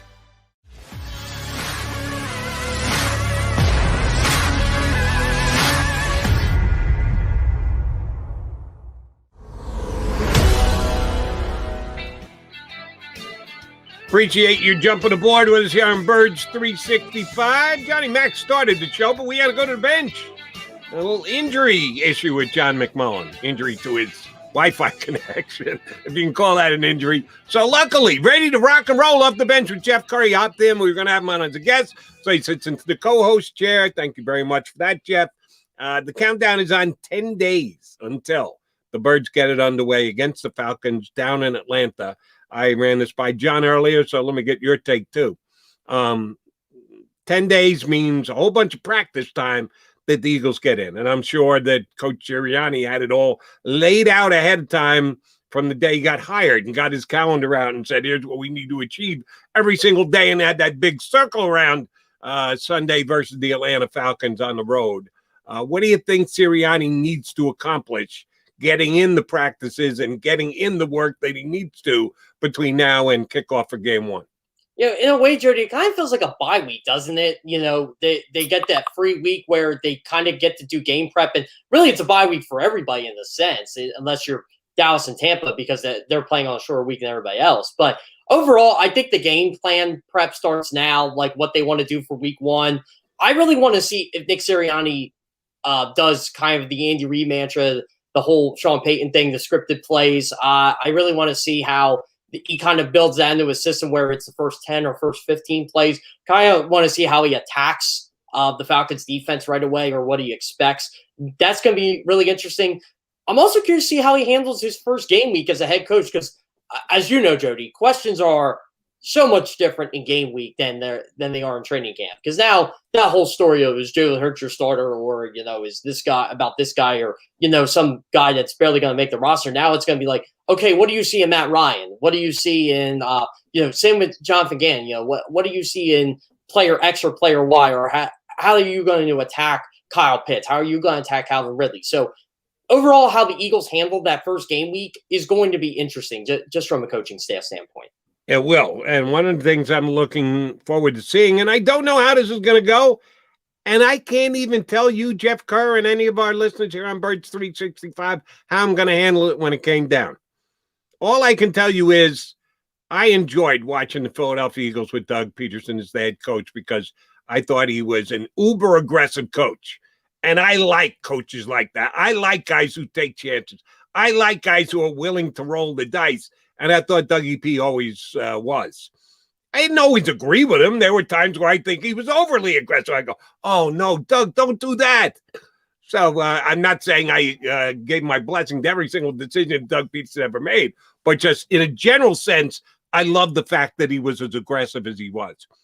I'm not going to judge Nick Sirianni at all on anything that he did in the 3 preseason games. So we are starting week one without a knowledge of just the overall sense of aggressiveness of Nick Sirianni. If you were to take a guess, and I know it's unfair to comp him to Doug Peterson, because I think he was like far to a specific side in aggressiveness, are people going to worry, complain, maybe even call on the carpet after the fact, Nick Sirianni, if he isn't Doug Peterson-like when it comes to aggression?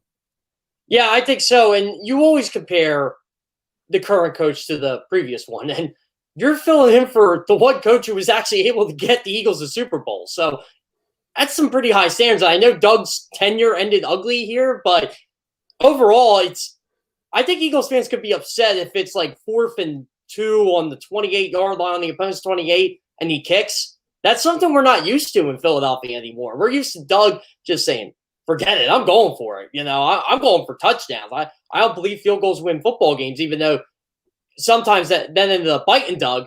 I'm curious to see what Sirianni does, not on, I shouldn't even say the aggressive standpoint, but how's he going to handle the 3rd and shorts or the 4th and shorts when he gets that? Is he going to run the ball? Is he going to try to throw it? He has a quarterback who I think this is why I love mobile quarterbacks. This is the best weapon in football you cannot game plan for. Rolling them to the outside and guessing whether Jalen Hurts is going to run or if he's just going to flip the ball and is going to go for a first down. I think that is like one of the ultimate weapons, especially in this game. And I'll tell you what, I think the Eagles could be a real leader in 3rd down conversion because of something like that. Because to be a leader in the NFL in 3rd down conversions, have a high 3rd down percentage, you kind of need a quarterback like that, and you need to convert your 3rd and short. So Sirianni could do that. I think he will be aggressive just because he has a quarterback that can provide 2 dimensions of the game.